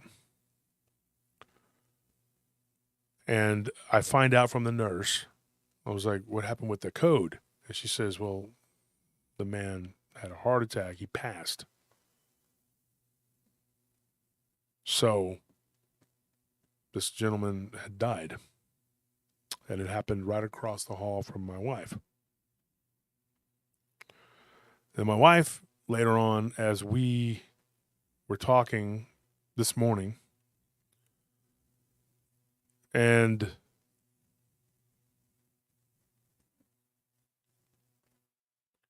she said that she saw somebody walking in the hallway. I told her, I said, I saw something. When I was sitting there and when I got up, I saw somebody move from across that room over into the room next door where they had like a window that was right there, and you could see through the window, but you couldn't see clearly. Yeah. And it just kind of faded away, and I was sitting there looking down at Nellie, and for a split second, I looked up and I saw something come through the wall. And then kind of, it was weird. The way it came through, it was like it came through, and then it kind of went like that out into the hallway, and then it was like moved real quick. And I was like, what the heck? This is before I knew that somebody had passed. I didn't know what the code was. I thought it was. I knew there was an emergency. Yeah, like we were in the waiting room and we just heard the alarm go off and it said code blue, and then multiple people showed up to go back there to the ER. Yeah. And so, folks, I want to give a shout out to Larry Fisher and Sons Roofing. Thank you so much for Larry for being a supporter of the show, always helping out, always willing to help. And I also want to say prayers for Kate Hunter. She's a frequent donator on the show too, and she had tickets to go to the conference that were VIP, and she broke her hip. So Oh, please pray for her. And if you're in the chat, Kate, our prayers to you go out for you. You know, that first story kind of makes me think of something. You know, the ending kind of puts a lot of perspective to like what might have been going on. And one thing that makes me think that is that you said that he dropped his friend, or he dropped the vape, Mhm. then that thing grabbed his arm. But it makes me curious about like how much of coincidences are actually coincidences. You know, like what if it was actually trying that? What if it like purposely dropped the vape and was like, oh, no, like as soon as you grab it, I'm gonna try to drag you, because he specifically said like they're gonna come for you or they're gonna mess with you because of what happened today. So like it kind of just brought it all full circle, made me think like maybe it did that on purpose. And it's a two-part question. More importantly, though, this second part is, did he ever get the vape back? Yeah, I don't know. I didn't ask that. I just know that he was. That's the last thing I was worried about was him vaping, or his friend. I think it was Jamal's vape. But no, I mean, like it makes me curious. Like, did it knock the vape out of his hand so that his friend, so Well, that I mean, he you would can grab look it? up Jamal. I can send you his information, and you can message him and see what he says, and he can tell you whether he got it back or not. I'm sure D's got his number too. He's been friends with us for years. But what's crazy is this happens, right? And it's hard to make heads or tails of what's going on. This happens at the hospital. So I saw something, which I can only just I'm assuming that it was this man's spirit that had left his body, and it was weird. And then one of the nurses told me about how people say that they've told her that they've been out of their body like temporarily and then kind of wandered around the hospital and like floated around. Yeah, I've had people tell me things like that. It happened to me when I was temporarily in a coma, like very briefly. Thank you for that donation, Liberty. Best of luck with the conference. See you all there. Oh, I can't wait. But and thank you, Liberty 1776, for always being a supporter and a donator to keep the show going. I don't know what, I can't sit here and say 100% that that's what I saw, but I think that's what I saw. And, you know, when I was in the hospital, I was in Brackenridge, I got stabbed. And then a few days later, I woke up. I had lost a lot of blood, and I had a severe concussion. Some stuff had happened. You know, it was a rough existence back then. And I woke up. I didn't know where I was at, but I do remember having a dream. And when I was in the hospital, there was an African American guy who was across from me, who had passed. And I remember specifically having a dream where I was sitting on the edge of the bed, but I couldn't get my feet to touch the floor. And this guy walks into my room and he's like, "Do you know where we're at?" And I was like, "No, I don't. I don't even know where I'm at. I don't know. And I just thought that was a weird dream. You know, a young guy in my early 20s. Wasn't a dream. It was probably he had passed and I was out of my body. If I had to put, money on it. I had a friend, and it's somebody that went to school with a friend of mine, and she told me and the guys a story. And I was going through my notes where I had transferred a bunch of stuff that I had written in notebooks and put it onto like what do you call it, zip drive, whatever. My brother had done that for me. He typed. My brother's a good guy. I'm like, he actually typed like 6 notebooks worth of stuff onto, and he put them on these files. And so he saved a lot of that. If it wasn't for him doing that for me, him and who's now deceased, my friend Roger, who's Alex, my godson's dad. If it wasn't for them two doing that for me, I would have, the beginnings of the show would have been a lot different. I wouldn't have had as much material to work with. I can tell you that. So I'm appreciative for them doing that. And I tried. My typing is absolutely just as bad as my freaking handwriting, which is just atrocious because my fingers are all mangled. And so one of the stories I found, I went there and I looked and I found it was, how do you say it? Like, very profound. This happened also in that same neighborhood where Scorp is from, off Montopolis. And it was pretty rough area.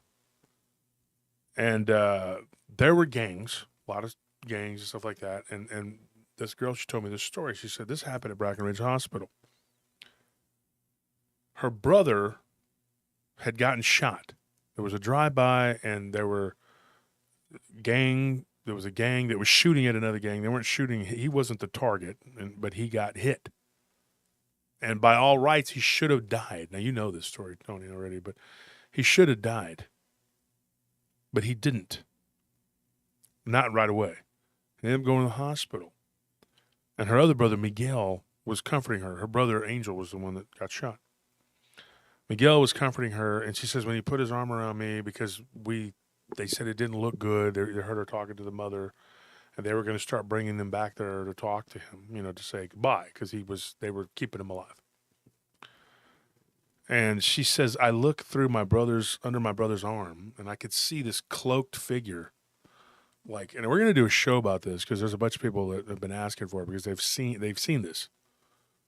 And she said it floated toward the the emergency area.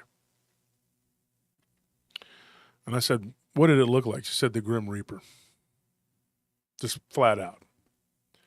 And she said, I began to cry from my heart, like I knew my brother was going to die. And here's what happened.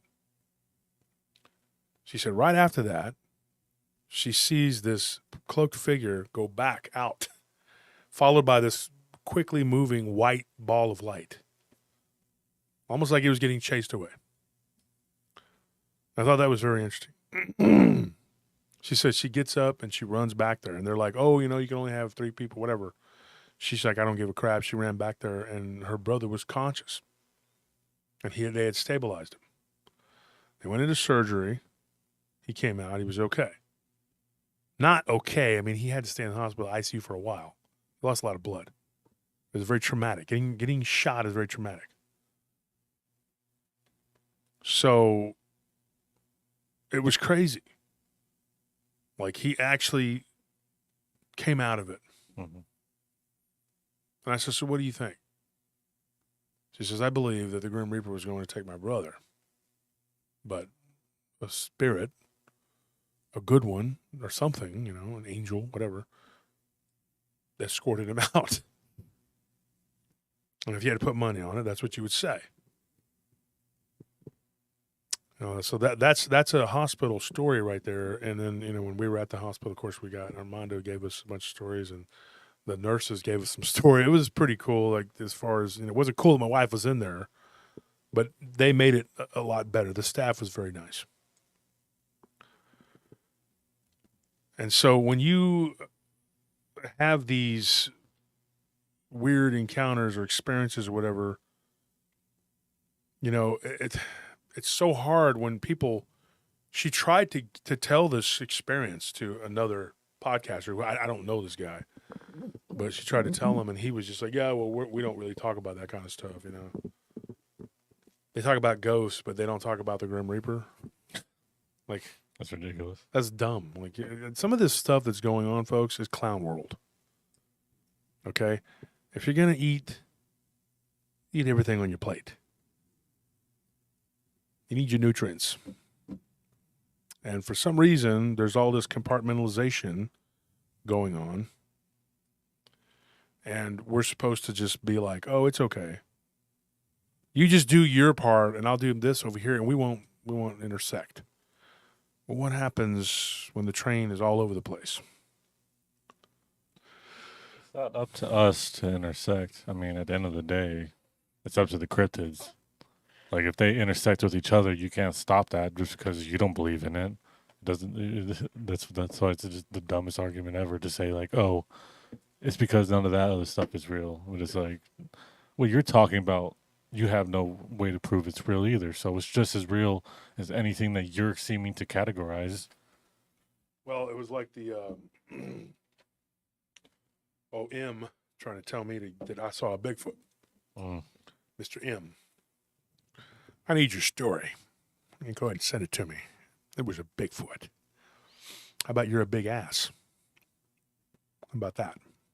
And your show sucks. And you smell of elderberries. And you don't find anything. Simple as that. You're going to find yourself without viewers one day if people finally quit being brain dead and wake up.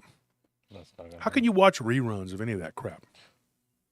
I'm not going to get into that, but I digress. I mean, Well, it's just, we're not even going to get into it. I was just gonna say, episode 2 is a rerun of episode 1, and it just kept going from there. It just kept going on and on, and the ad nauseum, you know. Yeah. A cliffhanger, dun dun dun. They come back and they're just like doing normal stuff again. Well, like I said, it's scientifically, but shut up. You don't have any science behind anything you do, because if you cared about science, you would actually take into account the quantum reality of these things.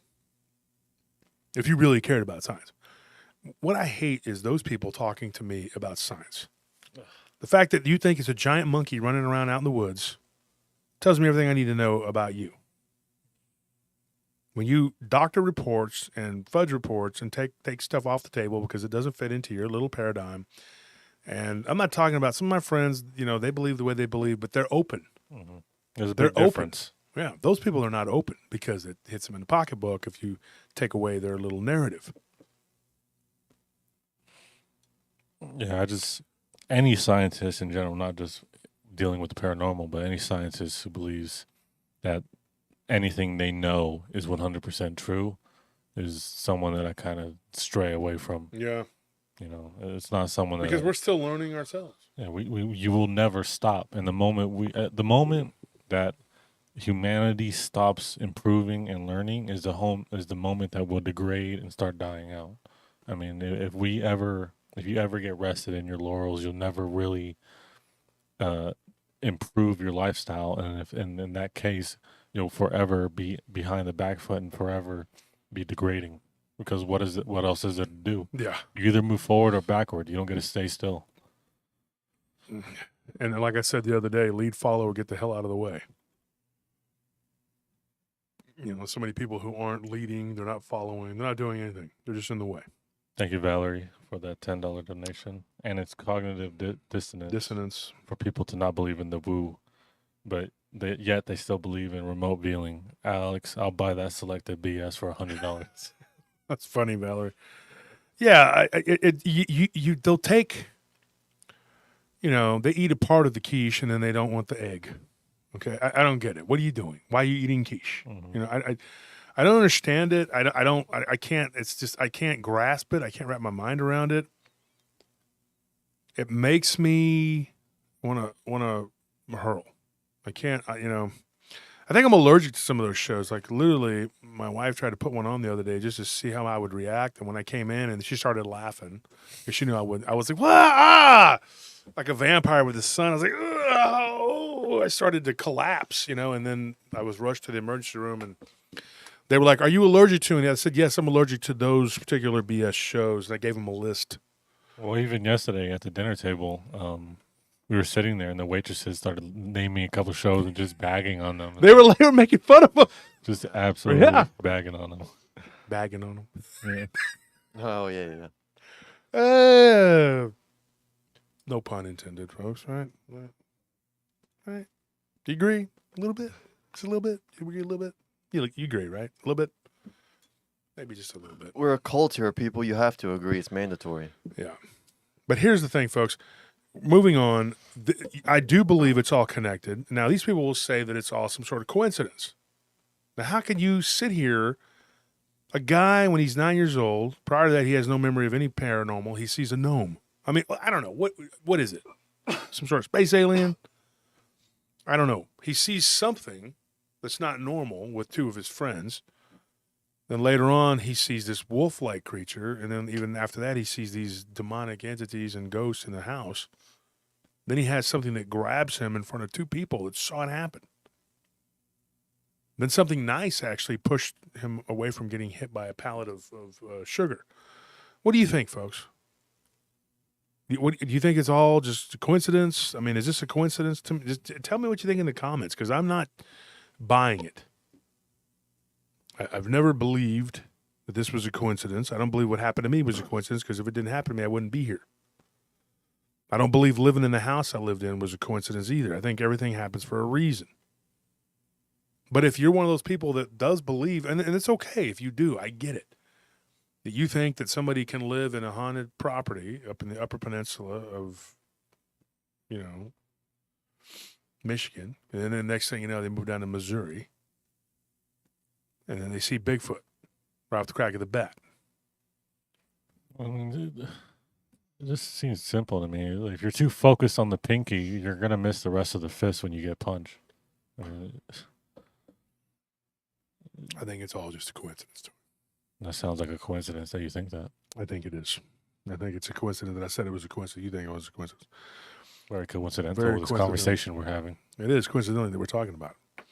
Here's what's crazy, folks. I'm going to tell you right now, we're going to get into another one, another encounter.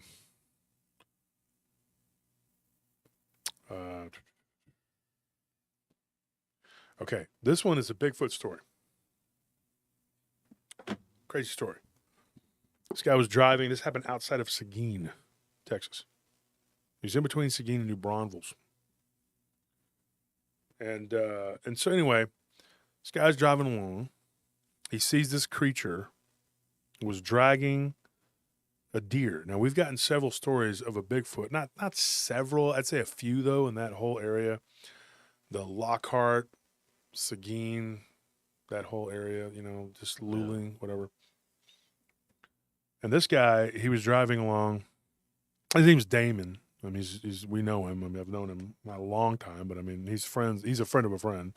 But Damon told me, he said, "Dude, I was driving along Seguin, and a very nice guy, compulsive dipper like I used to be. And so, every now and then you just get hit like, wow, I'd like to dip snuff. Did it for 27 years, And he's over there dipping snuff, and I'm like, I wish I could have some. And I was like, dude, just get that out of my way. I don't want to look at it.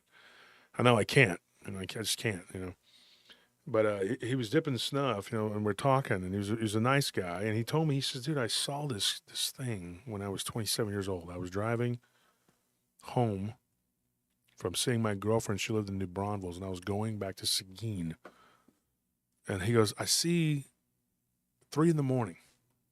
He said, look down at the clock. He knew it was what time. It was 3:03 in the morning. And I said, well, that's interesting, Damon, because that's the witching hour. He's pulling this deer across the road. Like it was a humongous buck. And he said the creature wasn't overly large, the one that was pulling it. But I saw it and I was like, what in the heck am I looking at? And then he sees this massive form run out into the road and then just pick it up and throw it over its shoulder and then run off into the woods. And I go, how big was the massive? You okay? I'm guessing it was massive. He said it was probably about 9 feet tall. That is with massive. about 3.5 foot shoulders. And he said, I get back home. He goes, then I start talking to my uncle. And his uncle was a Vietnam vet. And he had a lot of issues, and he lived with his mother and him at that time. And he said, no water.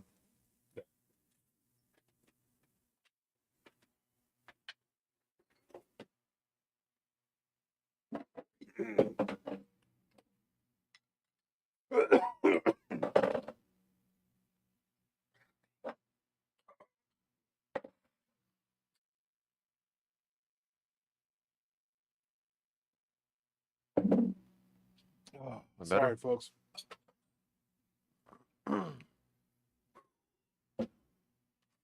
Choking, man. It was like some of that raspberry, whatever, stuck in my throat. Sorry about that, folks. Actually, that looked real professional. But, here at PRT, we thrive on our professionality. We're like werewolf, maracas. Well, you remember, you can't die on the show, so. Yeah, we can't. We're not allowed You have to wait till afterwards. Let's clutch to St. Benedict.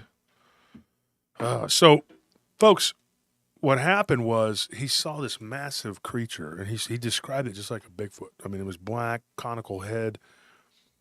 The weird thing, though, is like the eyes were illuminated red. I mean, like piercing red, like they were red balls of fire. When he drove by it, he drove past it, he goes, I look to my right, and I see these two creatures there. One was clearly smaller than the other. The deer that they had was humongous. It was a big old buck. It's the largest buck I'd seen in years. And we here in Central Texas, we got bucks everywhere. They're huge. Yeah. They're gigantic. They'll walk through your yard. They'll attack you, too. You think I'm joking. People die every year from deer attack. You think I'm joking. Everything in Texas will kill you, okay? I'm not joking. All right? Anyways, he sees this massive creature, and then when he drove by it, it threw its arms up like this. Like, you know, when a referee says, hey, you made the field goal. Yeah. And he said, dude, it was unbelievable. He goes and he tells his uncle this story. And his uncle's like, dude, I was driving, same thing. He's like, on that same highway, but I turned off onto a county road. And he goes, and I was going out to this place where this guy was selling pigs, and he bought one. And he said, dude, I was going down the road. He says, and I see this massive, massive creature that had red eyes. He's like, and it threw a freaking rock at my car. And he was like, really? And he goes, yeah. He said, in that same area, he goes, a friend of mine that I used to play cards with, because his uncle likes to gamble. And I can say, he don't watch the show, but, you know, but his uncle's a compulsive gambler, and he's got a problem. Let's put it that way. So he goes to those little dives where they play the slots and all that, you know, whatever. And so he was headed out to this place to play cards, you know, for money, whatever, kind of out in the middle of nowhere, near Lockhart. And he said, dude, I was driving along, not him, his uncle's friend he plays cards with. He said, I was driving along, and I see this wolf-like creature standing on the side of the road. Same thing. He's like, I drive by, it's got red eyes. He goes, dude, and it was just, literally, it was standing there, and it was holding what looked like a buzzard. Like he was holding it like this, like he was looking at it. And like when he looked over, the thing just kind of like looked at him and just watched him as he drove. And he goes, dude, and all I remember is the red eyes of this creature. And he goes, it looked like an 8-foot-tall, gigantic, shouldered werewolf, just humongous, holding like what looked like a unalived buzzard in his hands. They say, have you ever heard of anything like this? I said, yes, I've heard of this. Obviously, he didn't watch the show at that time. I just need to go check out my channel. We talk about all kinds of stuff. So, since this happened, he's sort of become like, you know, an investigator, like a researcher. You know, I don't like using the term boots on the ground, but, you know, he likes to go out and whatever. And subsequently he told me that he had done some work in their cistern. Now, our friend bought a bar out there in their cistern, and there's a barn there that's haunted.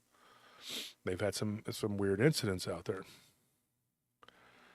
And then they had an incident where they were walking around out there by the barn. This is Arash and his buddies, Reinhard and all them. And they heard what they thought was like a baby crying. Now, Damon told me, well, he also introduced me to a guy named Sylvester. That's the name you don't hear very often anymore. Yeah. And it was a popular name at one time, and I had a coach named Sylvester. But anyway, his friend who actually was a boxer from the Bronx, I've known him for about 10 years. And of course, everybody calls him Sly because of Sylvester Stallone, you know. So Sly told me a really weird thing. He said, dude, I've been doing these investigations out there for the last 2 years. And I'm not going to lie, he's drummed up some stories for me, you know. One of which I gave the NADP.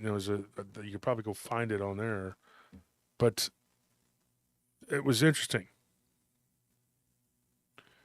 This woman had a, you know how people raise chickens? Yeah. Well, they raised gamecocks. I know that's not correct because you're not supposed to do that, whatever. Yeah. But let me say something about that very quickly. Okay, I'm not promoting the fighting of animals or anything like that. But if you were to release those animals into the wild, they would. That's what they do. Yeah, they literally Male chickens will kill each other. Yeah. They're just like beta fish. They don't care. just like- antagonizing and getting them riled up isn't right, but Yeah, they'll kill each other. they will attack each other normally. Yeah. Yeah. Even the there's different kinds, you know. But you know they'll fight. But she raised them, you know, and these people live way out in the sticks. Okay, I wouldn't recommend going out to their property and trying to look around because you might end up with some lead. The thing is, out there where she lived, she said, "Dude, we have these creatures that come onto our property." She told Sly, she's like, "They come on our property all the time. They look like werewolves, and sometimes they look like apes, and sometimes they look like something in between." She's like, "They walk back and forth on our property." So Damon got me in touch with this guy. I got in touch with him. We talked. And he says, dude, he goes, man, when I was talking to this family, I get so many different stories from these people. And then they got me in touch with their neighbors. Same thing. There is something going on here in Texas, folks. And it is like a lot of stuff going on out there in these woods. There is a huge cave system that we're all sitting on top of. That could be part of it. These things, not only do they destroy people's properties, and when they feel, you know, whatever, like antagonizing people, that they kill their animals. One story, which was really sad, was a milk cow that they had. Their neighbors had a milk cow, and they had it for a few years and named it Susie. And she was part of the family. She was a sweetheart. And these two red-eyed, ape-looking creatures just unalived her in front of their teenage son. So when he makes the report, calls the police, whatever, Sheriff's Department comes out there and they're like, "What do you want us to do about it?" You know, and then they laughed at him when he said that it looked like Bigfoot that had killed this cow. These splendid individuals decided to laugh and make it like it was a joke. This is the kind of this kind of stuff is the reason why I think I'll be honest, I think most Dogman and even Bigfoot reports probably go unreported. I mean, I think they're seen like all the time by people, but I think a lot of people just don't report it. Yeah. They don't tell anybody. How many times have we been out and even with our own family and friends, and they'll be like, "Yeah, I saw this thing," and we're like, "They never told us this." Mm-hmm. And they're like, "Well, who's going to believe you?" So they offered to get him in touch with the game warden, and he was like, "No, thank you. I'm fine. I don't need any more law enforcement coming around and laughing."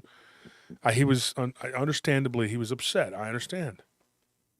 He said, "If you're going to do anything for me, then screw off." My son had to witness these creatures, and then one of them charged at him, and he had to run. I guess the only thing you could say is, "Oh, it killed an animal." Well, it gets worse.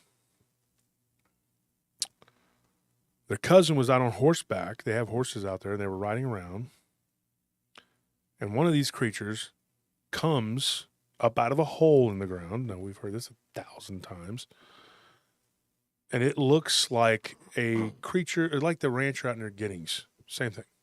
You know, his nephews, they saw that, the gugwee creature or whatever. And it looked like a Bigfoot with straight legs. It didn't have the backward bent legs, but it had this big snout. And these ears that they're small, you know? Uh-huh. And we get a lot of these reports here in Central Texas. If you had to describe a Dogman, the most prevalent we get for Dogman here in Central Texas, what does it look like to you, Anthony? What do you think? Just probably like this German Shepherd head, but not like a German Shepherd. Just like I don't know, just kind of like a big fat head. Mm-hmm. Wolf looking thing on two legs. Ears. Yeah, the ears are usually like perked up. Straight up. Yep. Big, right?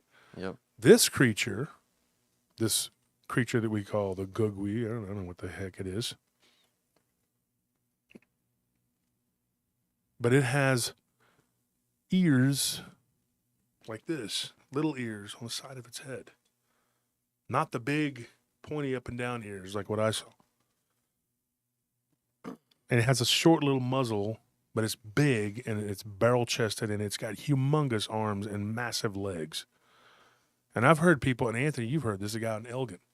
When he walked, it felt like the ground shook. Remember? Yeah. He said he was by his garden. He was mowing his lawn in broad daylight. He said it was like 4 p.m. And this thing just came, just walking up, and he's like, what the heck? And he looks over, almost had a heart attack. This guy's like 70 years old, and he's like, he's got heart problems. This thing's like, and he shouldn't be mowing his lawn. And I told him, he's a nice guy. And I said, you shouldn't be doing that, Art. You need to be, whatever. But he looks over and he sees this thing. Then it begins to trot and then run, and he runs into the house. And he looks out, doesn't see it. He's like, there's no way it could have been a completely physical creature. I felt the vibrations of it, but he goes, I look, I didn't see anything. And he's like, I thought I was crazy. And we were at a barbecue joint there. Told me that story. I'll tell you right now, there's something wrong with all this. This thing comes up out of the ground, charges at their horses. They outrun it. The horses freak out, and one of them reared up, and luckily, the kid stayed on the horse. Oh, wow. Name's Keith. Nice kid. I spoke to him briefly. Stayed up on the horse. Well, I was actually talking to his dad, but he was in the background. They ride off. They get away from it. Then one day they hear this screeching, snarling, fighting. It was like something was dying. They heard coyotes and pigs. They didn't know what the hell was going on. They thought it was like some sort of animal Royal Rumble. They go out there and they see 2 of these creatures just fighting with what looked like a pack of hogs mixed with coyotes. And I was like, what the hell? What we kind of pieced together about that particular story, before I go any further, I talked to the guy that owned this piece of property, and he said, dude, this is so weird, dude. He goes, I think because the coyotes and the hogs were kind of bad out there, and they were clashing. Yeah. I think they were fighting, and the noise brought 2 of these creatures out. The hogs squealing and the coyotes yelping and the blood and everything. Yeah, it was like blood in the water for a shark. Yeah, so these 2 creatures come out and they just began to attack and unalive all these different animals that were out there. He goes out there and he goes, and I got NVGs. He goes, I invested in them. He's like, I had 30-06. He goes, I just started shooting. Yeah. He got out there with my brother, and we just unloaded on, he had like a 22-250, whatever, and he's out there and they're shooting these things. And several of these creatures, were being destroyed. It was like hogs and coyotes, He's like, the next day we go out there and it's like a massacre. And he goes, and I know we hit at least one of them a couple times, and we hit one of them at least once. And he's like, we're right there on the fence line. And he's like, and we went out there the next morning. We stayed up all night watching, and we could see them moving. Everybody scattered, and then they were these 2 creatures were moving. He said one of them at one point laid down on the ground like it was dying, and then the other one got it, and it got up, and then it took off. Next day, blood everywhere. Blood everywhere. And their carcasses, they were there, and he goes, I'm just going to leave them here. Whatever. It's way off on the other side of his property, whatever. He said, the next day I go back out there, the day after that, and he says, dude, the carcasses were still there. No animals had preyed on them. Nothing had touched them. Nothing had eaten them. He said, but when I went out there with my wife and her best friend, he goes, we got sick. We got physically sick. We go back to the house, he goes, and we all had a headache. We felt sick. People have told us this. Mm-hmm. It's like radiation sickness. That's what we think it is. And he says, dude, I couldn't see straight. He goes, I thought, what the hell is going on with my I feel like something's wrong here, you know. He's like, I checked my blood pressure and it was through the roof. He's like, I'm healthy. I'm a healthy guy. And he goes, I felt like I was going to die. And he asked me about it. What causes that? And I said, dude, if I had to put my finger on it, these creatures, these furry bastards, they're out there. They bring some sort of sickness with them. I don't know what it is. But they cause this illness. So inevitably, they began to just have war with these creatures. And he said that once these two weird things popped up, they didn't see the regular werewolf-looking creature. They only saw that one time. They didn't see that anymore. And they didn't see the Bigfoot creatures anymore. They just saw those. I also told him this is my theory, folks, and I'm going to tell you this, and if you don't believe me, you don't believe me. I don't give a crap, but this is what I think. I think that these creatures are some sort of hybrid. Maybe genetically engineered or modified by something or someone. I don't know. I have no idea what that is. And I've had some weird stories that I've gotten. I looked up a story, which was really bizarre, that happened out of that area near Luling, which was where this woman. It's the only one of its type that I got. I got this one, and I have another one that I looked into this because somebody had asked me about it, and I'm waiting for that person to send me that story. But she said that she had fallen asleep in her car because she was out. She'd gone drinking and she didn't want to drive. Unfortunately, she drove a little bit, and she said I didn't want to end up wrecking or hurting somebody. So I pulled over on the side of the road and I went to sleep. She says I go to sleep, and when she wakes up, and this is about 15, 20 miles from where all this stuff was going on. Same time too, same year, everything. And I think it was 2019. Whenever she fell asleep, she said she woke up and she was like, it was like so weird. She's like, she felt like she had shrunk. Not like shrunk down, like lost some inches on her height, but like she was diminutive. Like a small, like a diminutive person. Yeah. And she's like, I look up and she goes, and I see this, what looks like a very odd looking, furry, black furred creature, ape-like kind of looking creature. It looked like maybe like a Neanderthal mixed with a Bigfoot, with yellow glowing eyes, not red. And she's like, I look up and I'm like, I look around and everything is large and I'm just like tiny. Here's what I'm going to tell you. What I think that is when some people talk about when they leave their body, that they're like this, they can see in all directions. And some people see orbs that look like little fairies about, whatever. Mm-hmm. It's not always in human spirits. It could be human spirits. And so this thing was a small orb, that another person had told me about. Actually, it was Aunt Linda, she'd seen one in her yard. And after that, I saw one that looked, I don't know what it was. I've seen it twice, 2 different times. But they look like small little orbs.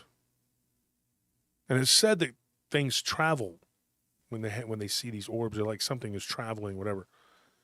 But she said, I floated upward, and get this. She's like, I look in the mirror, and she's like, and then I realized, like, I just could turn in any direction, and then I realized I could see in all directions. Yeah. She's like, and I look in the mirror, and I see my body laying there, and she was like this, just like asleep. She's like, I could see myself slumped over. She's like, and then I saw a bobbing yellow light, bobbing up and down. And I said, what do you think that was? She said, I think it was me. She was out of her body. Mm-hmm. Unfortunately, she was slam drunk, and but there's this thing outside of the window. She turns and she looks. She don't see it, so she kind of bobs over to the other side. This part gave me the chills. She kind of bobs over to the other side, and she goes into the back of the car. And I've heard stories similar to this from an antique store dealer, antique store owner. When I was on vacation at Port Aransas, this guy told me this crazy story. He lives in Corpus. This thing was bobbing in the back. It was her, you know. Yeah. She sees this creature, and she sees it just like reach in, and it tries to grab her. And she says, I backed up, and then I went up, and I was like kind of bouncing off the ceiling and roof of my car, and I wanted to get out of this form. I wanted to be in my body. She says, I kept going into my body and going right through it, and I kept, and there was this wispy trail that was coming down from her body onto her. I told her that's the silver cord, more than likely. What's crazy, though, was this Bigfoot creature could see her. And it wasn't going for her body. It was going after her soul. Oh, wow. That's what I believe. And Evelyn, if you're out there listening, that is my belief. I'm not trying to tell you that that's what happened. But if I had to put money on it, like I've said earlier in the show, if I was, to be a gambling man, put money on it, I'd say that's what was going on. This thing knows. Like, it knows. It's not, it knows that that's just a physical body. If it wants to kill and eat you, that's one thing. But when your soul is already out of and it's grabbing for you, and its hand is going up in there trying to grab her. Now, get this. This is the other point I'm going to make, which is so interesting about this story, is that, and this one really fascinated me, folks. Okay, I was intrigued from beginning to end. Not that I'm not intrigued when I talk to people on the phone. Believe me, y'all talk to me, I'm not. But if it can physically, or it can can see you as a spirit, right? But it's grabbing you. It's trying to grab you. At one point, it did manage to get a hold of her, whatever, this orb that was her.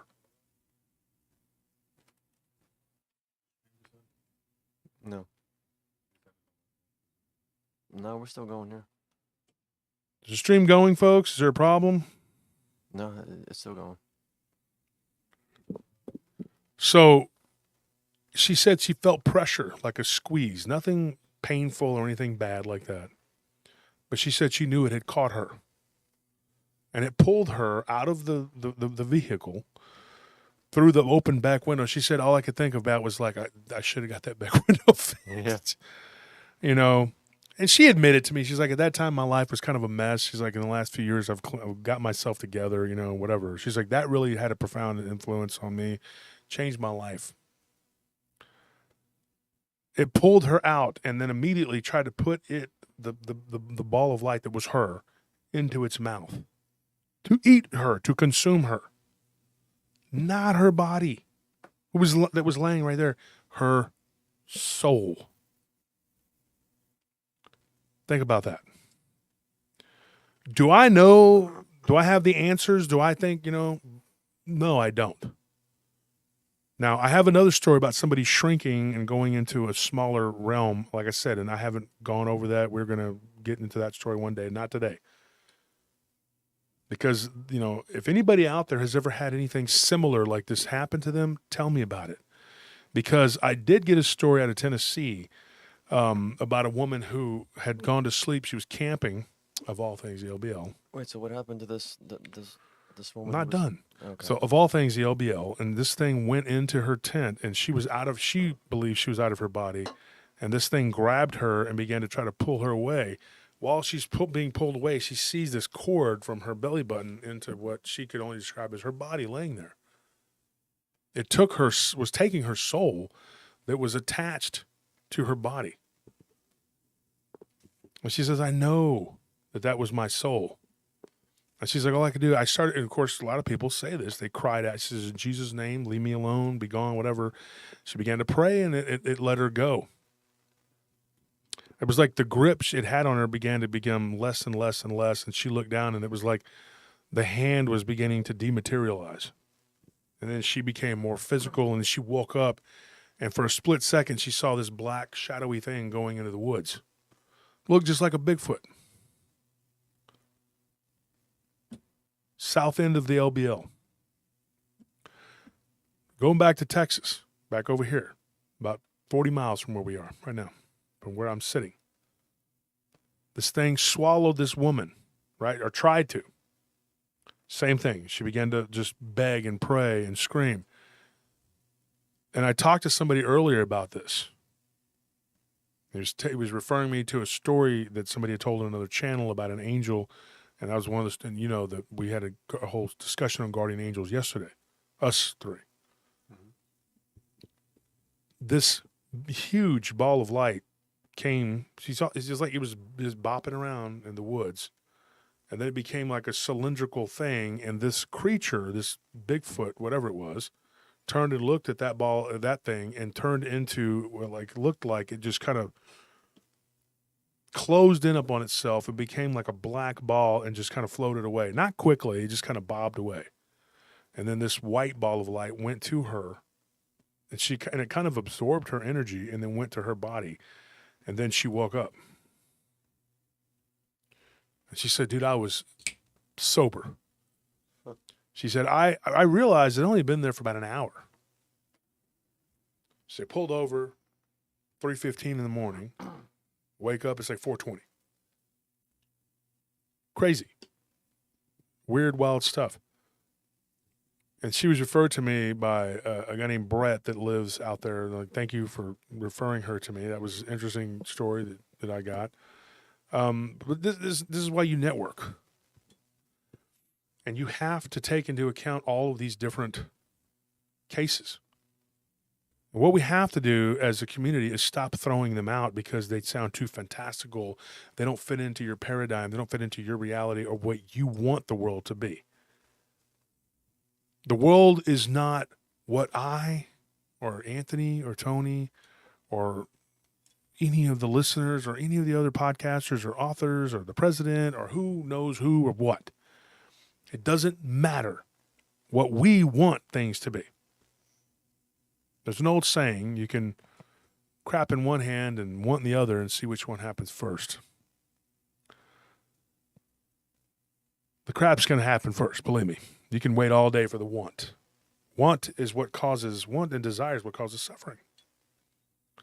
And we actually do suffer because we have this want, this need to try to find all the answers and to come up with some sort of solution. Why is this happening? Why do these things happen? What are these things? There is a way to get answers, though, folks, and I'm going to tell you that. This is one of the reasons why we're doing the conference. There's a way. Oh, and by the way, the conference we're almost 100% sure it's going to be televised on the YouTube channel. On this channel, it's going to be $7, and it's going to be for the 2 days, the Saturday and the Sunday. And the price, we can't do it for free because then that'll say, hey, don't go to the conference. And so I was advised not to, but I don't want to charge, but that's, we have to make our money back for the conference too. Well, plus it's going to take a lot more, like professional AV stuff that goes way over our heads to get that done. Like a lot more is going to have to go into that than just what we setting do that here. up is something we have not done before. Yeah. And so, folks, if you want to tune in to the conference and watch all of the different speakers and the different presentations, a couple of which I'm going to be a part of, you'll be able to. It's $7. I mean, and it goes toward helping the show and paying for the conference. So that will happen, folks, and we will have you tuned in. The conference starts at 9 in the morning on Saturday? Yeah, I believe so. Starts again and so we don't, at that point, like, we don't even care. Like, as long as we can get enough people that want to come and watch, tune in, and you'll be able to watch. And we'll talk about it a little more as the week progresses. And then you and your family and friends can have a watch party, and you can watch the conference from the comfort of your own living room. Enough people demanded it, so we decided to do it. And remember, we're not doing this next year. This is too much stress, and I have too many projects I have to get done. We can either write more books, get the board game done. Yes, a board game that we're working on. It looks like it's going to be pretty cool. Get the documentary done, or we can do a conference. We can't do both. Okay, or all four, whatever. So that's what's happening. What did Valerie say? She says, what has worth is worth paying for. I'm streaming it. Thank you, Valerie. I appreciate that. Yeah. So $7 and you can watch both days, whatever. Here's the thing. What I told this person about this, her becoming an orb thing, whatever, I had a friend named Scott years ago who was violently attacked. And he came out of his body and he said, dude, I could see in all directions. It was weird. He goes, I was like, I could see myself. One time he came out, and since that incident, that happened 2 more times, he came out of his body one day. And he's like, dude, and I was bobbing around and I went through the bathroom and I could see myself in the mirror and I looked like a little whitish yellow ball of light. And since I told a story about what happened in China, I had somebody from the Fujian province, because our friend of ours actually is from the Fujian province. And so we had somebody reach out and they said, you know, I was born and raised in China. This person speaks very good English, but he had an interesting story to tell. He said, I live near a haunted cemetery. Now, folks, I'm jumping around here, but this is all connected, right? So that's what we're talking about. This is the theme of the conference, and this is what's real. But he said, I was a child, and we lived near a cemetery, and he gave me the name of it. It was like Langzhou or something like that. It was, I don't remember, I don't want to mess it up by saying it. And then somebody go, you don't even say the words right. Ooh. So I'm not even going to try, okay? It was LZ, all right? Cemetery in the Fujian province, and he said that, dude, when I was a child, we were always told that at certain times of the year, in particular, he goes, the night of Halloween is not necessarily observed the same way over there, but it is the fall equinox, right? And he said that on that particular night, and then in the spring, same thing, he said that these, what they call ghosts, okay, come up out of these tombstones. He said, never believed it. I thought it was a bunch of bull crap.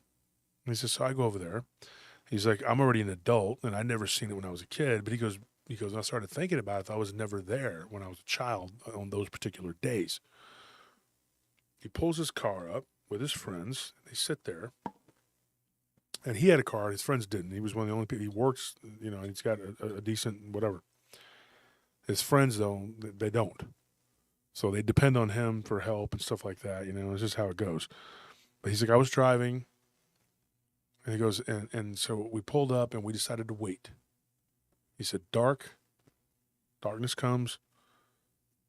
He said, and one by one, I see these orbs that looked like, and I showed him like I sent him a picture of like Tinkerbell, the little fairy. And he said, yeah, kind of like that, but not little humanoids. They were just that same like round, yellowish, whatever.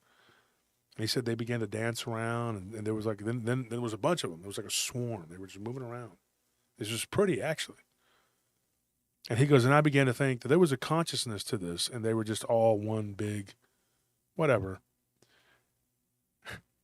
And everything seemed pretty cool, pretty chill. But then all of a sudden, he said, dude, it took a sinister turn, not his words, mine. These balls of light that were dancing around became like a solid sort of skinny dragon-esque looking thing. And it, dude, it's like it was floating around, and it was kind of cute at one point, and then it began to get bigger, and then it's kind of turned and came toward us and started swooping around the car. Then it kind of broke apart like boom. And all these little balls of light were moving around the car. Then it came into, now see, you're talking about Chinese Halloween. That's not what I'm talking about. What I'm talking about is the day of the fall equinox. Okay, that's what I'm talking about. I'm not talking about Halloween. He says what you call Halloween. He makes a distinction. He said these balls of light started going into the car and going onto their persons. He said, and when they would touch us, it would hurt. It's like you were being bitten. He said we were getting bit, like just like these things were biting us. Like he said one time their field got attacked by locusts, and he said he was a child, and he said I was out there working and I got bit by locusts. That's what it felt like. He said if you took fire and put it in the mouth of a locust. Oh, man. And they were getting whelps and everything else. And he said they pulled out of there and they nearly wrecked. And eventually, as they drove further and further away from the cemetery, they got away from it. And he's like, dude, I couldn't believe that all them years I lived like not far from that cemetery, not right behind, but close to it. And I had never gone down there to see it. And he goes, and the elders would tell you at that time of year, don't go there. Do not go to that cemetery. And as he got older, of course, kids are like, wow, I want to see if there's something really going on. I don't believe this crap. You know, this is a bunch of old people saying we shouldn't go down there, you know, whatever. There's balls of light. What do you think they are? Are they purgatory, spirits of the damned, of the deceased? Oh, thank you, James. I appreciate that. I mean, that's really kind of you. I mean, I appreciate that. But it was just, you know, when he was telling me this, my mind was going like, this is crazy. Like, and you heard the story that we did about the Chinese girl that went to school here and her mother had the abduction and went into underground. Crazy thing about that, she had a friend. Did I say this? I think I said it on Friday about her friend that got abducted. I think so. Yeah, I think so. Her sister's friend or whatever. If you'll excuse me 1 second, can you guys take over for a second? I have to go to the restroom. Yeah. Yeah, we got it.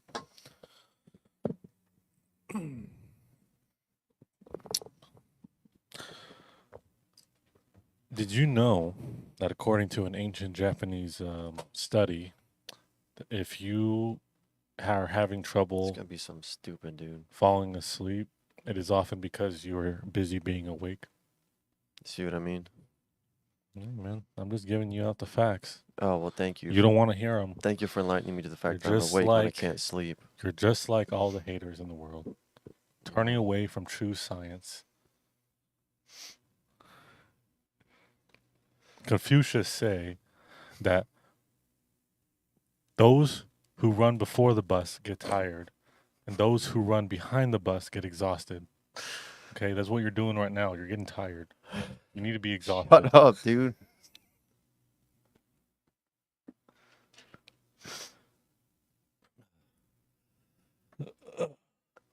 I don't know. We got a lot of people in here tonight. At one point we were up to 665, and Yes. I don't know. These stories tonight are something special. Like They're- they're crazy. He's feeling it. I can tell. He's getting into it. That's why I think like I've actually thought about like trying to figure out like what there is to the whole astral projection thing, because some people just do it naturally, some people just do it by accident, but some people like they can do it at will. But I thought better of it. Like I don't want to play around with that because like that story of that lady being like the ball of light and that Bigfoot creature was trying to eat her. Like when you leave your body, you're in their element. Mhm. Like it's like being in the middle of the ocean and there's sharks around you and there's nothing you can do. It's like I don't know. I think astral projection is a very dangerous thing, and you have to be spiritually prepared to be taken out of your element, which is the material world, and into that one. Because Well, I mean, I think you're defenseless for If the you most wanna- part. Compare it, just like, go swimming. Just go into the middle of the ocean and dip and just try to feel and try to get used to that. And it's like you don't know what's around you. You can't see. You're way out of your element. You can barely really sustain yourself for that long in the underwater where most of the creatures are. So you're kind of just in this in-between state of like, kind of on top of the water, enjoying it. But underneath it, where all the darkness lies, that's what can happen in astral projection. You Yeah. might be in like this little kind of like safer little area, or you might be in whatever you are where it's safe, but outside of that, where all the darkness lies, who knows? It's just terrifying. Somebody gave me a story, and I haven't fleshed it out yet, and I haven't had a chance to actually. I'm not going to tell it tonight because I haven't. It's sitting in my email. I want to thank you, William, for that donation. Thank you, James, Rose. Thank you, Valerie. Thank you, everybody who's donated. We greatly appreciate it. It's all going toward getting this conference taken care of. And, but like I said, we're not doing it next year. It's just not going to happen. We may continue it maybe a couple years down the road or something. One day, but No, next year we got a lot of things to do PRT wise. it's on hiatus. Yeah, and we're approaching 27,000 subscribers on YouTube, so that's good. That's another. We got real quick before I tell the story. We got an award, or not an award. What do you call that? Like a attaboy or something. I don't know what you would call it. Let's see if I can find it. We hit 4,500,000 views. It says achieved August 26, 2023. So that's pretty cool. Just got a little, you can see that. You probably can't. But anyway, that's neat. Let me see if I can get it on there. Can they read that? Yeah, you might have to put your hand. Yeah, it's not gonna work. Yeah. But that was cool that we got. Says congratulations. It's coming into focus. There you go. Yay! There it is. 4,500,000 views. So yay! Congratulations to PRT. Mhm. And the fans. We couldn't have done it without you. We couldn't have done it without you. And Ania, thank you for that donation. Thank you for that donation. It's very sweet. Appreciate it, everybody. The thing is, I was given a story, and this person said that they had something that had contacted them that called itself a monster, and it said that it was. And I'm not going to get into the whole story because, like I said, I haven't even had a chance to really flesh it out. And it's not one of the ones I was going to tell tonight. Tonight's very special because it's our last live stream before the conference, and so we don't know how tight. We're not going to have a show Friday and Saturday. We don't know. It's going to be the conference. It's going to be the conference. And we don't know how much work we're going to do the following week, but we are going to have a Tuesday show, the day after Labor Day, right? Yeah. Yeah, and then we have this coming Tuesday show too. Here's the thing. These creatures that do what they do, right? This thing's talking to this woman, calling itself a monster, saying that it can come out of any darkness. Like it can go into one dark area and then appear in another dark, as long as it's dark. And interesting that when we come out of our bodies, we look like balls of light. But not all lightness, all things light are good. That's one thing you got to know. And some people have this idea,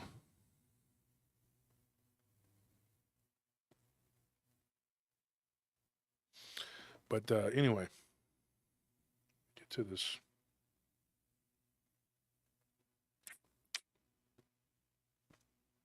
So many stories I got to do.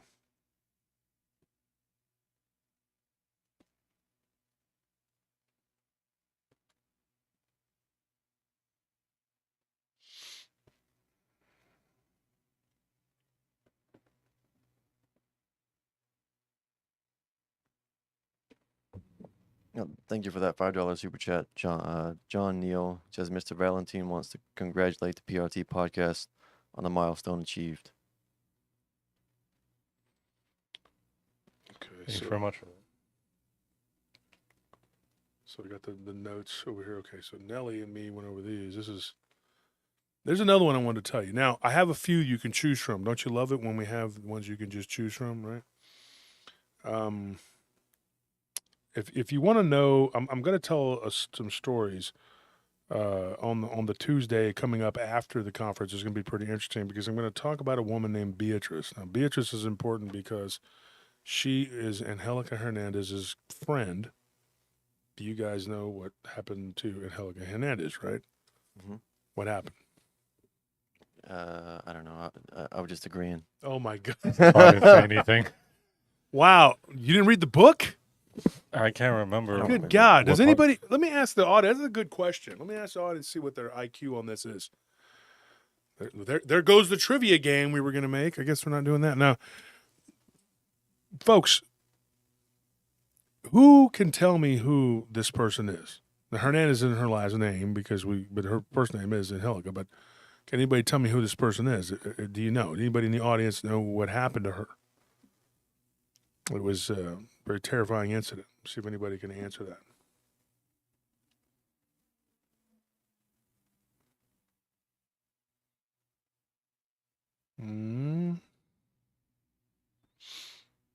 Oh, buy the books, Amazon.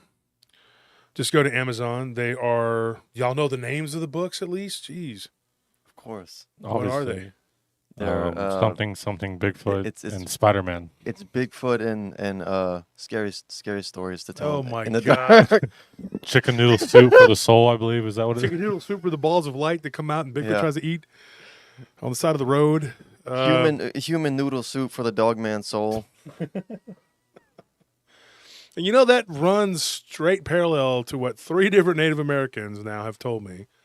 One is Jerry, he's the Choctaw, you know, and he was on Valt's show, and then another one named Doug that's going to be coming on the show, and then another one named Phil who told me, and these guys all told me very similar things, that these Dogman, Bigfoot, whatever, they want to take your souls.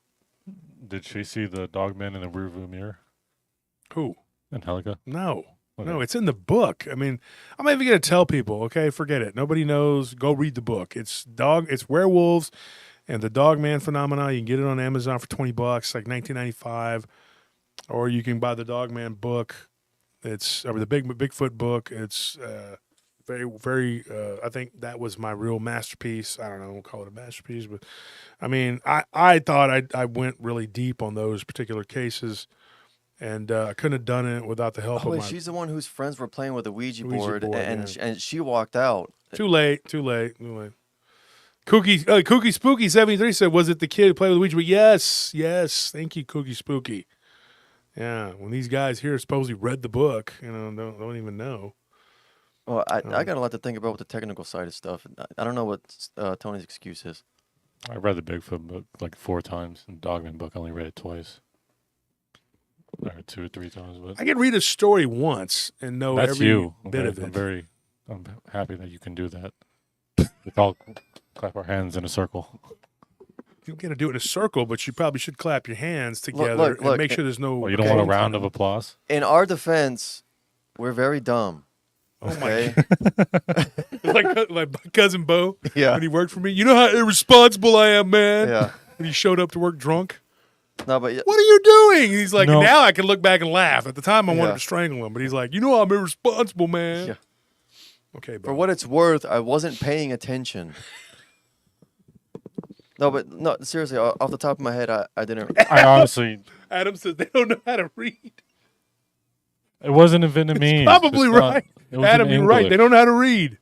True story. No, I don't know how to read. I just use the little robot voice to read to me. I'm just waiting for it to turn into a picture Somebody book. said my 4th book, Those Furry Bastards.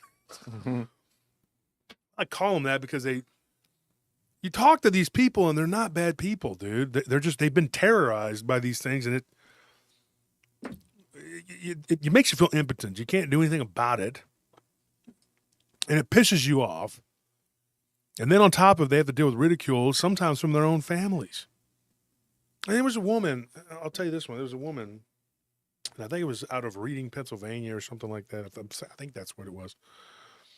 And she was talking to me about an incident that happened to her near a railroad track. I mean, not railroad track, backwoods, like county road. And she was driving along. And it was really weird. She said that this Dogman-looking creature, whatever, she saw what she thought was like a small animal run across the road, but it was like a cat. And she said, oh, it was just a cat. So she slammed on the brakes, and she sees this wolf-like creature go running across the road, and at the last second, it stood up on its hind legs and took a few steps and then jumped. Like it was a barbed wire fence. And it was a very quick encounter, right? Like it was short. But what stuck with me about that was that her husband just ridiculed the crap out of her about it. Like they'd be eating dinner with friends or they'd be at a family reunion or something. She'd be like, oh, yeah. Go ahead, Agnes. Tell them about the weird thing you saw. You know, mocking her. Yeah. To the point to where it led to big fights and things happened, and eventually she left him. The title that she sent me with this says, Dogman Ended My Marriage. Oh, man. That's the subject. And I was like, whoa, what is this? And she said after 5 years of just him being but she's like, there was problems before with this guy, But obviously this, it precipitated this. It wasn't just like, well, that happened and then just, we were in bliss, marital bliss. That wasn't how it was. He was a jerk already, obviously. But he just used that, and then he tried to use it to make her sound crazy. And when they went to split up, he tried to use it against her. My wife's crazy. She saw Bigfoot. He kept calling it a Bigfoot, and she was like, no, it looked like a freaking werewolf. I mean, these things do what they do. And another guy, he told me, this guy Alex that we were talking, remember he was saying that he thought it was like a harbinger, the one he saw. Like something, he saw it, and then something bad happened. Yeah, it was like a bad omen. Bad omen, yeah.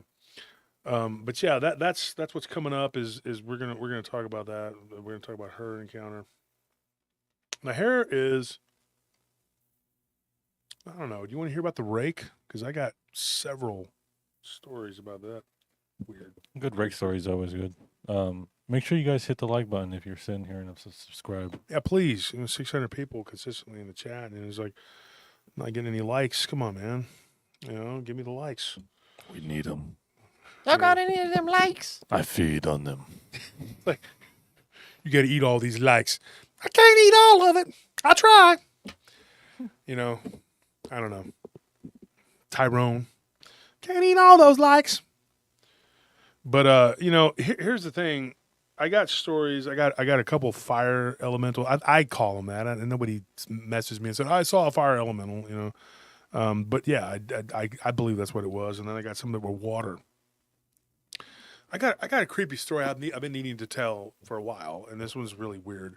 And this was, remember I was telling you guys, and y'all probably know who it is, but I was telling the audience, I have a friend who kickboxed over in Phuket for years, and I had about 3 or 4 different guys I know that did that. And one of those guys, I don't want to say his name, I mean, because I don't have his permission to say his name, but we call him Crazy something, and y'all know who he is. But his name starts with a D. But he's a cool guy, and he was telling me and a friend that his girlfriend over there in Thailand, her brother, used to be able to dive right off the coast. He dove down, and he could hold his breath. Get this, for like 3 to 4 minutes. Oh yeah, that's pretty good, The most I've held my breath as of late, it was before this last bout of the vid, I held my breath for 2 minutes. That's hard. I was doing the Wim Hof. It's hard. Oh yeah. Oh, there's Kate. Hey, Kate Hunter. We were talking about you earlier. We hope that you get better. And I'm really sad that you're not going to make it to the conference. That really sucks. I hate hearing that you and Holly and all these other people are going to be there. But he was diving. And this is weird. And we were talking about, remember how we were talking about the ghost with the chains? Mm-hmm. Oh yeah, that was creepy. Yeah, he dives, and he's down there, and I don't know what he was doing. There was like this spot where he liked to go dive and grab shells. There's like these big pretty shells, whatever.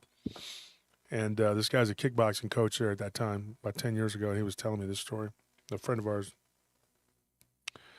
and he said he was diving. He didn't come back up.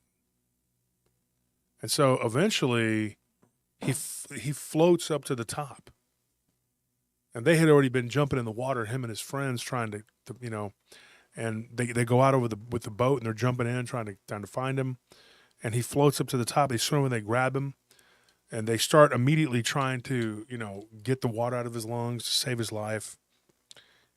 He gets to the shore and they manage to get him to the hospital. Like they checked him out. He was fine. Like he came out of it. He tells this story that was really bizarre. And you remember when we were at the hospital how Armando had told that the really freaky story. It was like that. It was like, these just crazy. You're sitting there and you don't even like know these people, but then they tell you this story. And Crazy D had never told me this story before. And so he told me this story and he said, dude, it was weird. They revived him. And so he says, you're not going to believe what happened to me. He's like, I was down there and I was diving. And he goes, and something touched my back. Like I felt it. And I thought, oh no, shark, something. And he goes, I turned real quick and I look.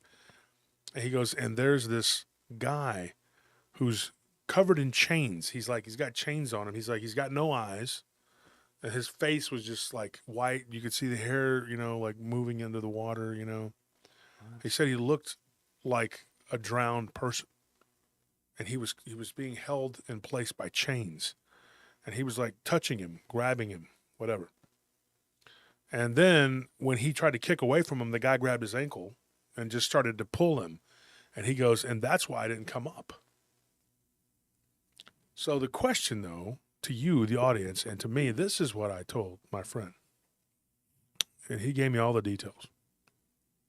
This guy's Siamese. I say Siam is what it was called. It was Siam. Now they call it Thailand. It was Thailandese, whatever. But he told us this story, and he said, dude, it was crazy because I was there.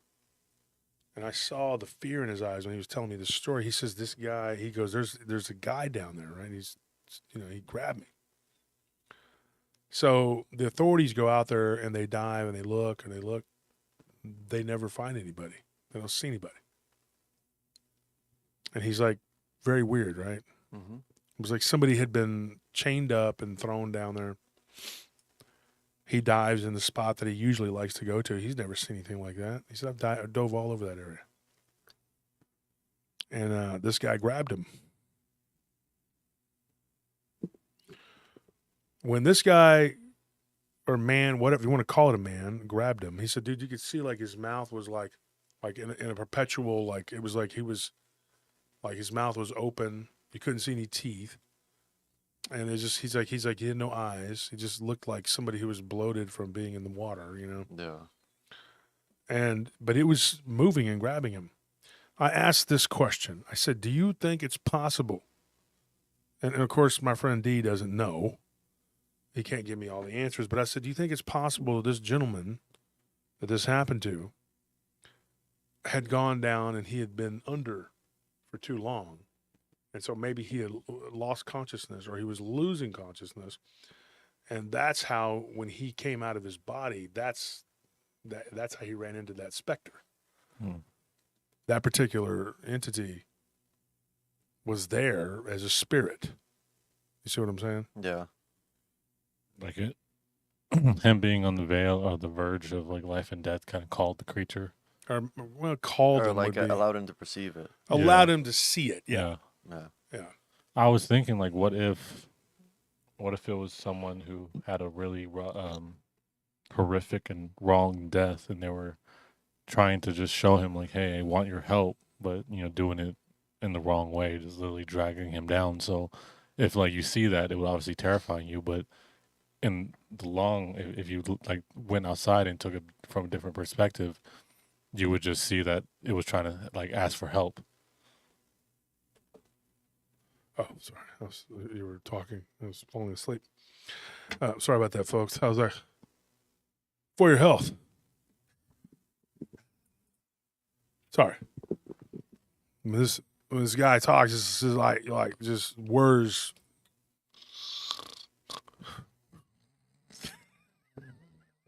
He's looking all straight ahead.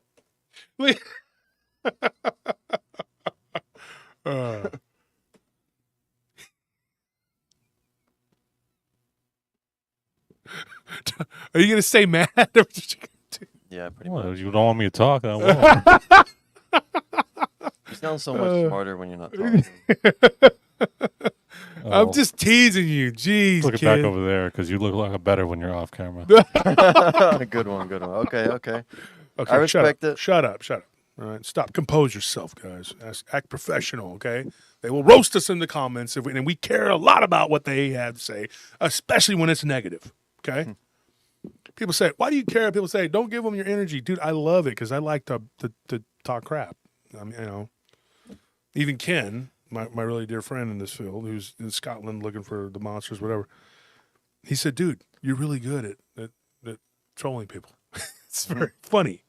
It's not something he does, but, he just lets things go, whatever. I like to get in there and let's get after it. Why not? You know, professional troll. You know, here's the thing, folks. No, whenever this creature, whatever it did, this guy, and so I had the see if he could reach back out to him. And I don't know. He hasn't gone and talked to him yet that I know of. But maybe someday he'll reach back out to me and get his opinion on it. Get the guy's opinion on it. You know, maybe maybe there's something going on there. You know, like maybe that's what it was. You know. Well, you know how like sometimes sometimes like these spirits of the dead, like they don't realize that they're dead, and like wherever they ended up dying, they just kind of end up stuck there and not really knowing what's going on. Like what if and you know how like when someone's drowning, like their response is to like go to the nearest person and just latch onto them, you know, and like they're just panicking, they don't want to die. So like I mean, maybe like since that was the last place this guy was like chained up on the bottom of some ocean, lake, whatever, Goes and to the ocean. yeah, and he, you know, obviously he's gonna die like panicking and in a heightened emotional state. Uh, maybe in that moment, like he's like one of these spirits who wasn't aware that he was dead, so he just saw someone, and just immediately grabbed like, hey, help me, you know, I don't want to die, I don't want to drown, but he's already It's dead too and late. gone. Yeah. That is weird. I mean, it's hard to fathom or wrap your mind around. You know, I don't know. I mean, it could be a guy that's sad to think about too. Yeah. I mean, that right there is disturbing. I hope that that's not the case. You know, I'm actually rooting that it's a demon, and I'll tell you why. Because I don't want there to be a human soul that's stuck like that. It's terrible to think about.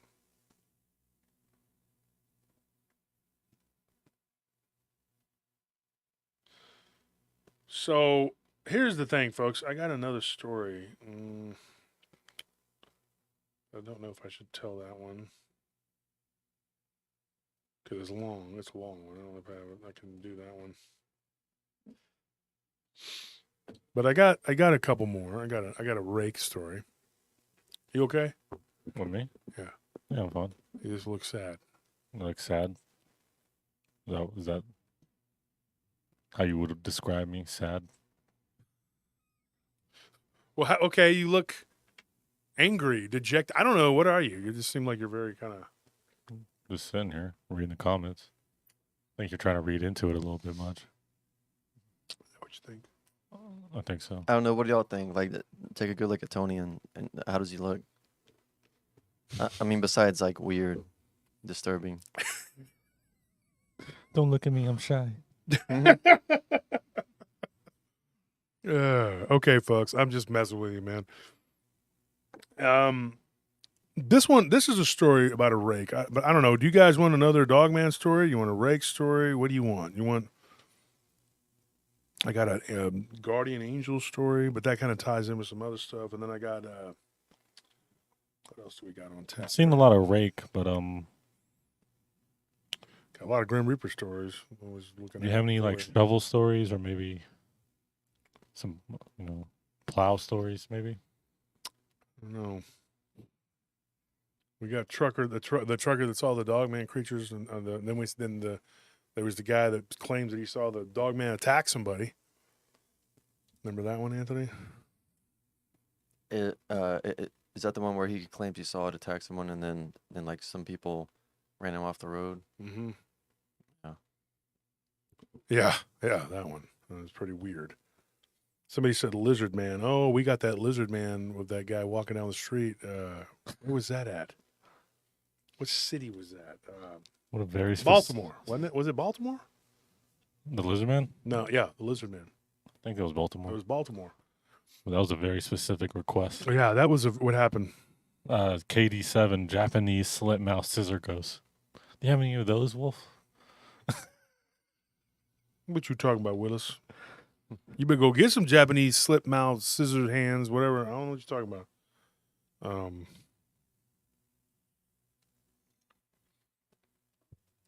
Somebody's asking me about hotels here. It's getting late. He said better answer. Do we have the address? I think, Tony, you got it, right? Can you take a screenshot and send it? Send it to me, or send it to me. Retext me right now. The address of the Yeah, convention the center? address to the hotel. This person's asking for the Okay. hotel. They want to stay at the hotel we're at. I don't know if they're going to be able to because we have only so many rooms. Dogman in Detroit. It's funny that you say that because I actually had a story out of Detroit, but it was a what was that story we got where the guy got picked? Okay, here's a good one. I mean, this isn't a Dogman story, but I could tell you one. This guy just said Detroit. That's weird. We were talking. I was talking to somebody from Michigan earlier. He's a good friend of mine, and we were talking about weird stuff out of Michigan, and in particular, the Upper Peninsula has a lot of weird stuff. Me and Anthony and Tony were all talking about this with Nellie, and I can't remember exactly what it was. A police officer that told us a story, and I got in touch. Like I said, I got in touch with him because another listener was like, "Hey, this guy, I know a guy's got a weird story. He was a police officer, and he actually had a couple, but one in particular, he's retired now. There was a guy that ran through about 10 red lights, and him and 2 other police cars ended up chasing this guy down. And when they pulled him over, and this, you know, I don't know what to make of this. It could have been something. It might not have been. I don't know. What was the conclusion we came to? That it was something? I don't know. Yeah. And so we were going over this story, and we were talking about it, and it was very, very odd. And this guy says he's originally from like Lansing or whatever, but he worked in Detroit years ago, and they pulled a guy over. The guy spoke no English, which isn't unusual. He could have been a foreigner. Eventually, after 2 days of being in jail, having no ID, and them not being able to positively identify this guy, his fingerprints turned up nothing. This wasn't like a long time ago. It was like 10, 12 years ago. And he said it was a year before his retirement. And he said that it was so ridiculous, so weird. And he said that it was just like, because that night I just wanted to do my job. And he was actually off duty, and this guy just ran through a red light, then another red light, another red light. And he's like, so I just said, okay. And he's like in his own vehicle. So he just says, after this guy, calls for backup for some uniformed police to go. And, so they stopped the guy. Eventually they had to like run him off the road. And the guy's like puts his hands up and just gets out babbling. They don't know what he's saying. They take him to the police station. This is what we were told. They book him, everything. There's nothing on this guy. The fingerprints turn up nothing. He can't speak English. All he could do was say something ridiculous, and he literally said it was like Gubaza or something. That was his name, they think, because he went like this, and he told them they all did this, say their names, and then he said Gubaza. And one of the police officers, he said, was making a joke calling him Ghidorah, like it was Godzilla, but they didn't know anything about this guy or who he was or where he came from. And he described him as a blonde-haired, blue-eyed individual with shoulder-length hair, very tall, very pale. And the guy couldn't speak any English, and the car turned out to be registered to a woman who they couldn't get in touch with. And at that point, she should have been like 98 years old. So they suppose she's probably deceased. And this guy sat in there for 3 days. They finally got a linguistics person to come in. This person could speak several languages and was familiar with multiple others. Couldn't communicate with this dude other than through pictures. Well, eventually they let the guy go. And they didn't know what to call him, so it was just John Doe, whatever, and they released him. And it makes you wonder, like, how often do these kind of things happen? I mean, I've talked to a police officer this morning for like 2 hours. He's from Oklahoma, and it was a good friend. We're sitting there talking. And so we're just sitting there, Gooberzar. I mean, it sounds silly, right, Katie said, but I mean, this is what we were told. But the story is so intriguing to me that it was like this guy was a person that didn't exist. Couldn't speak a language that anybody understood, and had no business driving a car. Was a terrible driver, nearly killed people. And so you're sitting there going like, what? You know, what is going on with this guy? What's going on with this situation? And they released him, and then they never saw him again. He never returned, never paid the ticket, never came back, never did anything. So, was he an alien?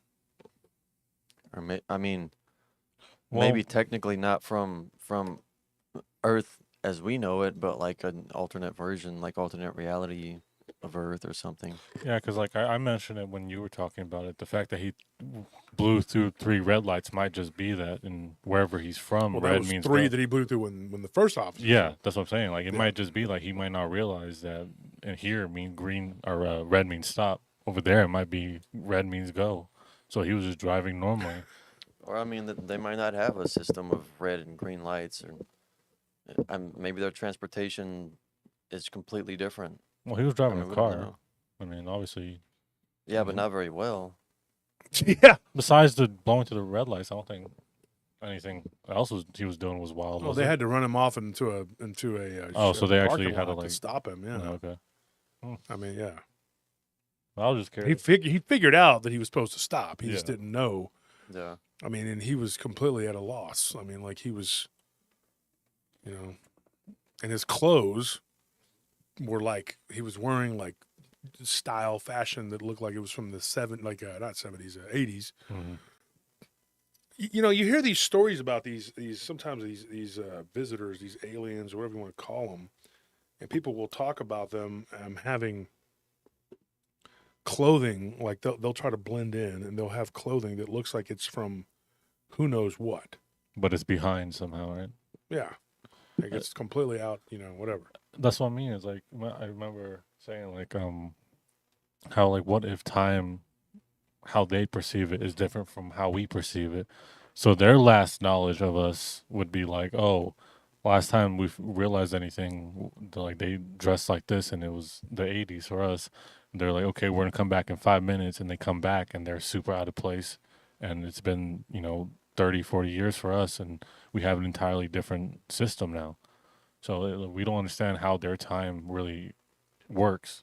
Mm-hmm. So it could just be something like that. Because, honestly, it doesn't make sense to dress up, from the past or look extremely out of place. Obviously, they're trying to blend in, but it seems like they're failing at it. Not because they don't understand, but it feels like they're just not caught up yet, Cooper Young. What is that? Did you read his comment? You know, Who is Cooper's on, speak gibberish next time. it? I said the exact same thing. When he said the story, I was like, that's my go-to. Cooper, from that's now what on. we're gonna do from now on. I was like, and actually, it's Patricia Harrington, Frank Harrington, but she says, "Please look into the Green Children." Yeah, I've read that. Actually, it's not the Middle Ages. It wasn't that. It was like I think in the last one was like in the 20s, I believe. But yeah, it's weird. There's some weird stuff out there that we can't explain. And well, that's all the time we're gonna have for today. Oh, wait, what was that? I didn't say Unless nothing. we're, I know you didn't because you're bored. But I'm always bored. We were just sitting here in silence, like, That's my heck secret, is going on? Captain. I'm always bored. there you go. You're always bored. So if we're gonna bounce and get the show recorded for the Tuesday coming back from the conference, unless y'all want me to stick around, but I mean, I'm over here like a stripper. I'm not getting tips.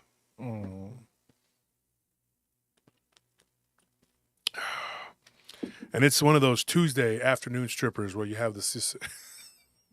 day shifts. 10 o'clock I in the don't morning. like those places. I do not like those places. I'll tell you a really quick story. I had to bodyguard somebody years ago. Went into Houston, and I sat next to another bodyguard. Okay, the bodyguards kind of hung out at one time. It's not important who we were, why we were. The point is, I went to a whatever.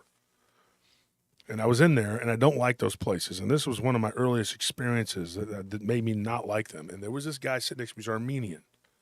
Okay? Do the math, And he was like, I can see demons. And I said, "Oh, really?" I called him Yorgay. That wasn't his name. I just called him that. And he was like, "I couldn't see demons." I said, "Oh, really, Yorgay? Where are they?" And I was a little smart mouth 21-year-old punk back then. And he's like, "Right there on that woman. She's walking. I see her demon right there on her back." There's another guy next to me on that side who was actually a Ukrainian. He was a bodyguard too. And it was Ukrainian-Russian mix, and then Armenian. They were Russian, and then there was another group that was Armenian and Iranian. They were from Iran, whatever, but they're Armenian.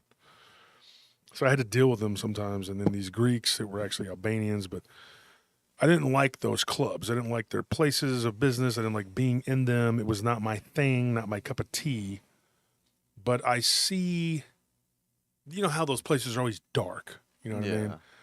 And I could see this woman, she's crawling around on this, like doing the dance, whatever they do, you know. And I saw something come out of the side of her shoulder, like and it looked like a black blob or something. I don't know how to describe it. And it had like these what looked like little tentacles coming off of it.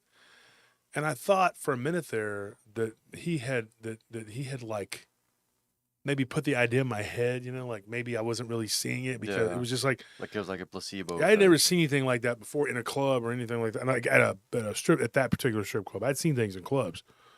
And I was sitting there and I was looking at it and I was like, "What is that?" And then the other guy goes, "Look," and he hits me and he goes, "It's there on the woman. I see it's on the woman." And I was like, I called that guy Boris. That wasn't his name, but I called him that. I just made names up for people. I didn't care. I was stupid.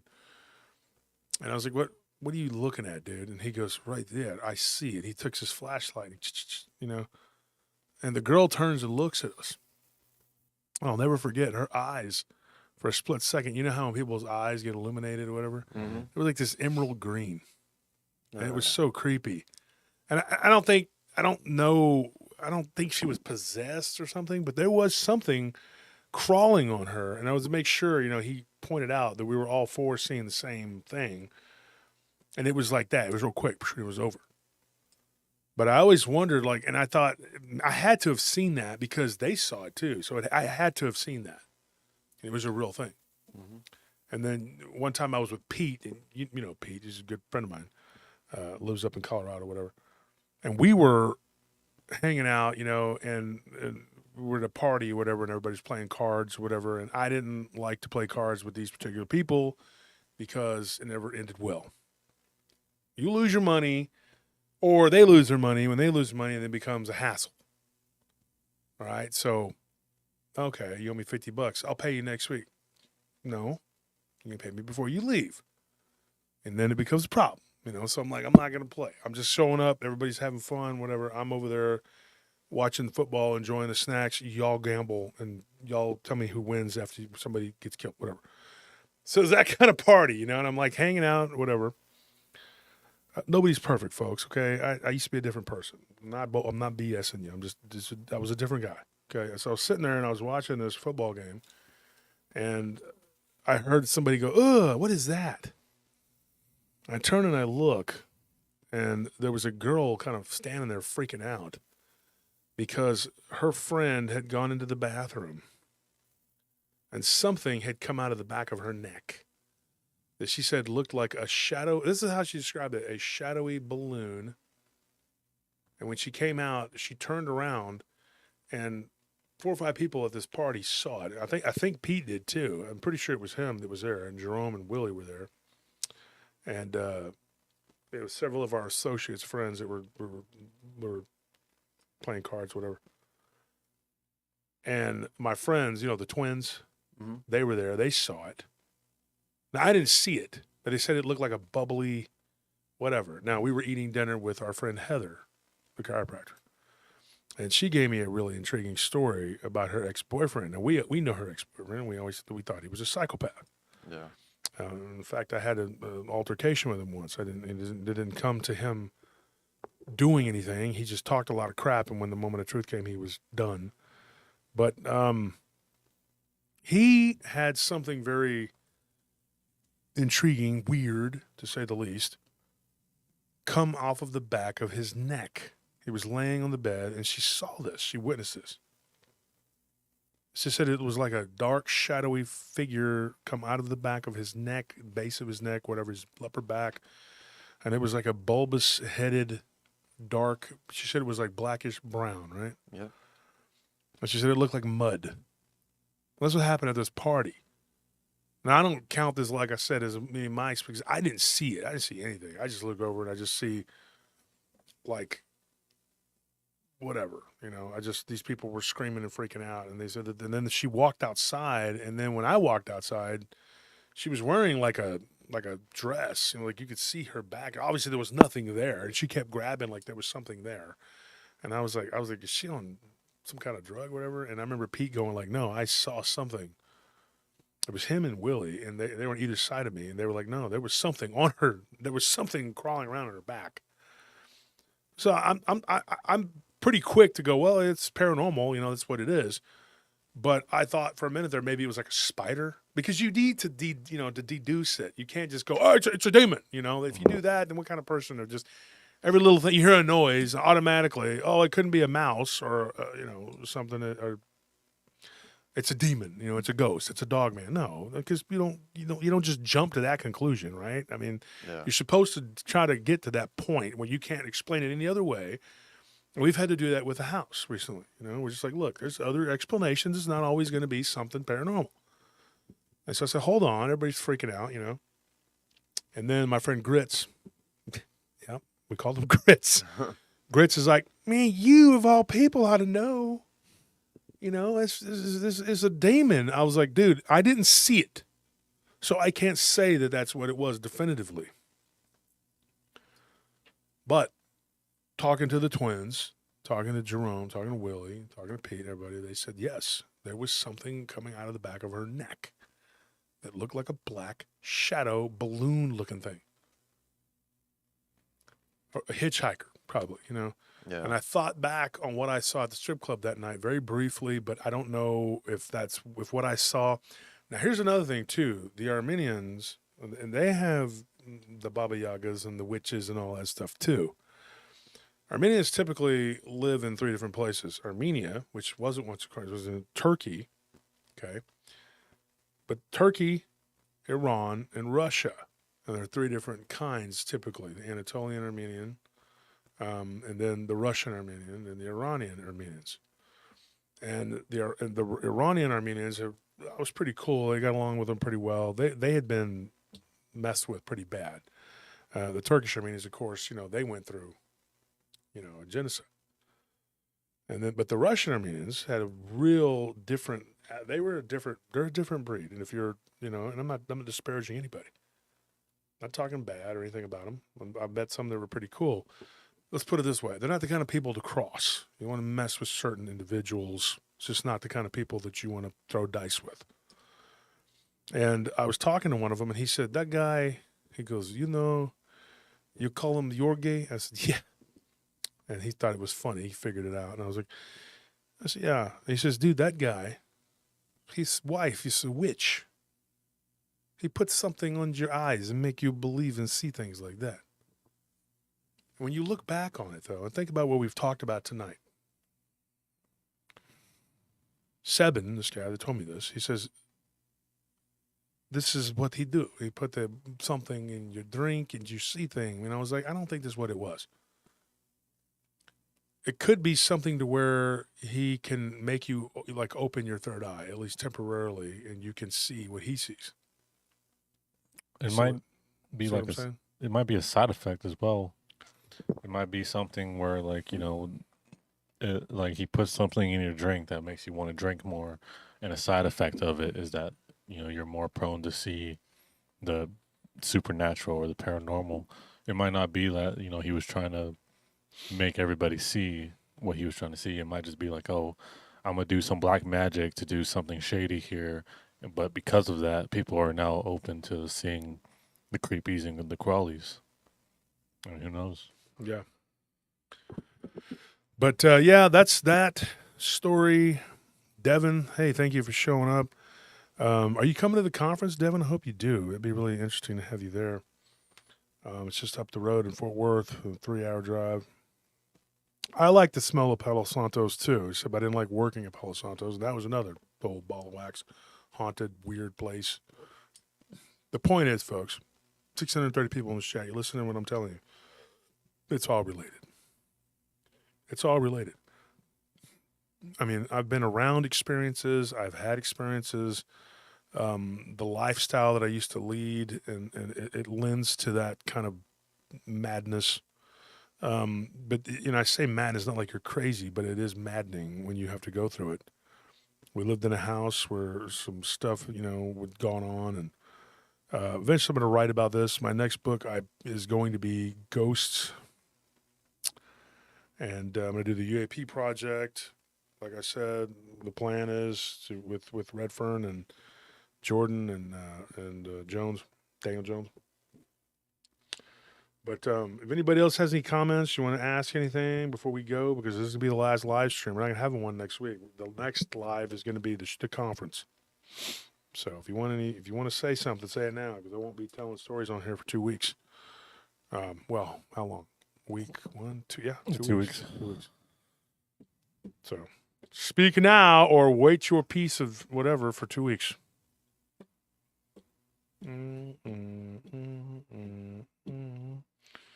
More European mermaids. I don't have any European. Well, I mean, no, we do, but I don't have any I can spit out right now. Andrew keeps talking about immortals. Andrew, I'm going to make you immortal. Okay, you need to stop. Okay, I'm joking, Andrew. I'm joking. Now, immortals. Well, we think we may have one. We don't know for sure because we have to talk to this person, and we don't know if it's a story, but we don't have it. Okay, I'll be honest with you. We don't have it yet. Somebody just said, "Oh, I got one," and then they started rambling to me and Tony, and we were just like, "Sure, you do. Prove it by giving us free merchandise at your establishment." I don't believe you. Yeah, What did this guy do? Live forever? exactly. And then when they didn't give us free merchandise, we walked out angrily, stealing things. It was free. I mean, they technically did. I hate it. We can't really watch you. You can't steal nothing. Don't they know though? Honestly, I'm not a thief at all. We're very I think famous now though, so we didn't steal. Oh, really? We are? We just. I'm sure the police would grabbed really care. They give a crap. And they pull me over, and I'm like, oh my gosh. It's Josh Turner. Not the country singer that's really famous, but you, the guy that talks on the show. Can I have your autograph? My wife is going to not believe this. And I'd be like, oh, I'll take your autograph. Sure. What do I make it out to? And he's like this. He's like, hold on. I'll be right back. He runs. He's really fat because most of them are right now because all the good cops got laid off in this city because of defunded. He comes back and he's like, Mr. Turner, I got your Bigfoot book right here. I'm out of breath. Hold on. I didn't eat much today. I'm kind of winded. I've only had 2 donuts. Oh. I'm trying to go unconscious.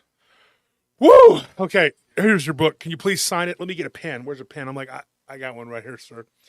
What do I make it out to? Just make it out to Officer Hill, and I'm like, okay, Officer Hill, there you go. There you go. Well, thank you for that. Anytime you want to go 125 on Mopac, if I'm around, just go on by. There's my squad car number, 666, whatever, whatever kind of bull crap. And I'm like, okay, thank you, sir. Appreciate it. Yes, I'm gonna go speed now. Appreciate it. Okay, yeah. F off, and then I take off, and then I'm home free. Yeah. Because I'm Josh Turner, the podcaster guy that, and we're famous. Yeah, obviously. Yeah. Wouldn't that work? I mean, it just happened a week ago that I got away.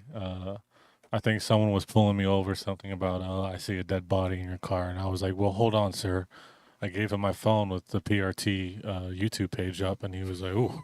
He started backing away. And he was getting ready to draw his gun. And I was like, don't you think about it, sir. You don't want to do that now. Look at this. And I showed him my Instagram and Facebook. And he realized he was like, you have 13 followers. Yeah, you were not. He was struggling. You're not playing to around. Really piece it all together. You get pulled over, like, you know who I am? You know who I am? Anyone who has to ask get out, that. you take off your shirt. I fight ghosts, man. Yeah. I'm on my show fighting ghosts. I'm on my show finding nothing. I'm out there in the woods looking every other month when they make us do that for the network, okay? You know who I am? Like, for real, bro. You want to go, bro? All right? Because you don't know me.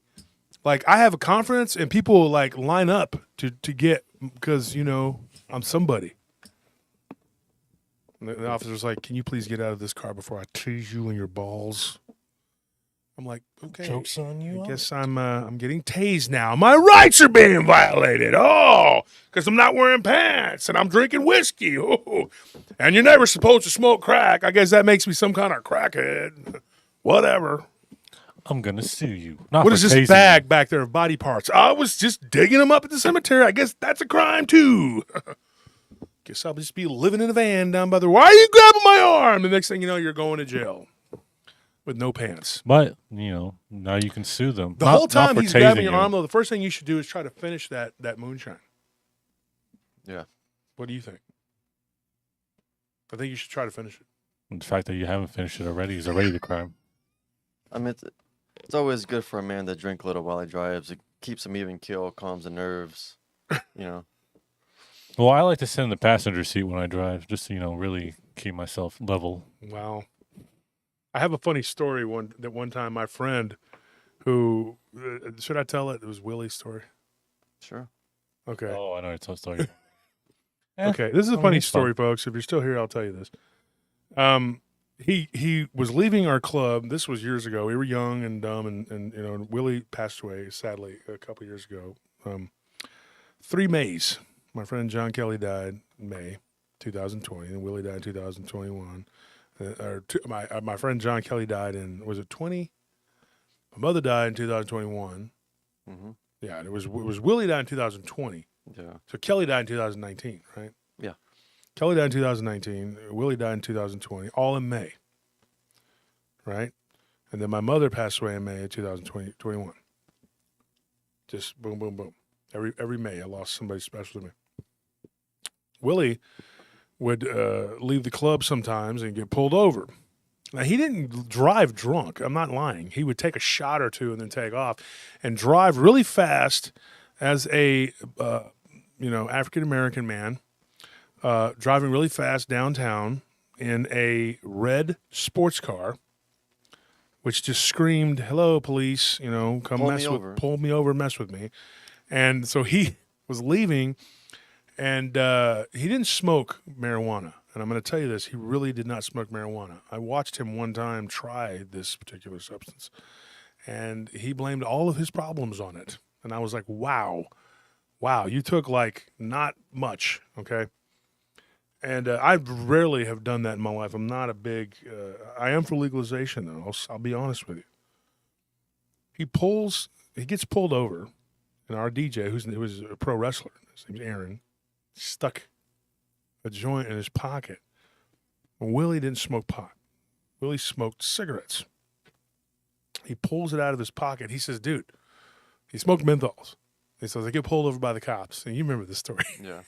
And he says, I get pulled over by this police officer. And he's like, do you know how fast you were going? And Willie's like, no, I don't. He goes, well, you were going really slow. And because Willie was looking at his phone. He's like, oh, crap. And he had had a couple shots before he left. He always did that. Him and your stepdad, Tony, he'd always drink shots. But he drove that sports car. And me and Squid had told him, dude, you're a cop magnet. You know, he already had DWIs. He didn't even get another one. So he takes the cigarette out of his pocket, lights it, and takes some drags off of it so he could hide his breath, smelling like, you know, the shots of Tawaka that we had taken. And he's smoking it, and he's like, this is a freaking joint. He looks down, he's like, I got 2 of them in there. And this police officer comes up, and he's like, just standing there, smoking the joint. So he just goes, I just kept smoking it. And I was like, yes, officer. And he's like, can you please get out of the car? They didn't bother giving him a breathalyzer or anything. It just straight to jail, and he got a DUI rather than a DWI. And he was like, dude, it was like, thank goodness. He goes, I had the joint, but it was such a small amount that he got like a slap on the wrist or whatever. But you know, he gets pulled over. He's like, I'm going to go to jail for a DWI. I better smoke a cigarette. And he starts, you know, so they mess with him because of the booze smell, you know. Mm-hmm. And he lights up a joint and ends up in the joint, you know. And then the next, week, the Monday, whatever, I go up there to get him, and I'm like, what in the heck, what the heck were you doing, man? And he was like, dude, Aaron had stuck those joints in my pocket, and I thought they were cigarettes. He says, here, Will, you want these? And I told him I don't smoke, joints, what he'd offered me earlier. He's like, so I thought, he's going to give me some cigarettes. He gets pulled over, and then that's what happens. But folks, that's it. That's all the time we have for today, and I hope I didn't offend anybody by that. I'm not I don't do drugs. I haven't committed a crime since 2006. I know that sounds like bad because I'm admitting that I committed a crime in 2006, but I haven't. I've given my life over to the Lord. I've told people some of that a little bit, And so I don't talk a lot about my past or my private life, things like that went on, but I try to be honest about my life.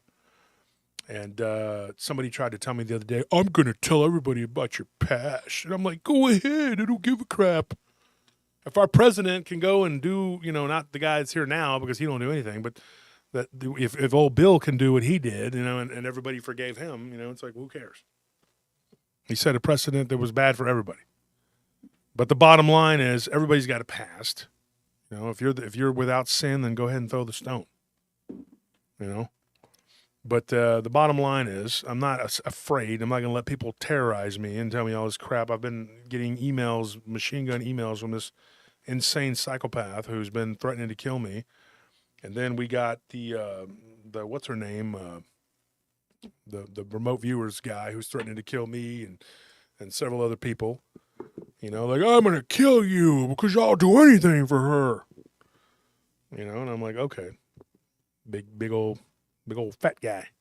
I would do anything for love, but I won't lose fat. Oh, no. Yeah, we know. We get it. We seen your pictures. We absolutely know, okay?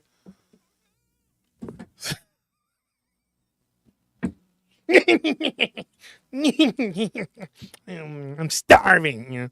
Okay, folks, that's all the time we have for tonight. I'll see you at the conference, all right? And if I'm at the conference and you're at home, you get to see us, right? Ain't that cool? All right, folks, I'm going to let you go. I got to run, and everything has been a blast. Think about what I said. Think about your soul, and hopefully it doesn't get eaten by Bigfoot. That's a crazy thing to think about. Okay? I think I would be a nutritious snack. I'm pretty full spiritually, either way. And I'm big physically, so I would be a snack for any cryptid. And I hope I'll give you indigestion, you bastard. All right. Thank you, folks, for listening. We'll see you later, and good night. See you on Tuesday. The Paranormal Potluck, the pre-record, and good night. You don't have any music to play off? Wouldn't that be cool if it's like, we don't have that? Yeah, we could. I mean, But we're not. I'd have to be behind the computer to do it. Well, you got to put him on camera. Go ahead, do that. That was Okay, pretty groovy. do it again. Do it again. Jam Jam it. Get it. Get it. Get it. That was pretty good. We're practicing. Yeah, In I'm front of gonna the mirror. practice too. I'm gonna do some rap. I'm gonna do the Cabbage Patch. Oh, man. See, the Running Man. You can't see my legs doing, but my legs are moving.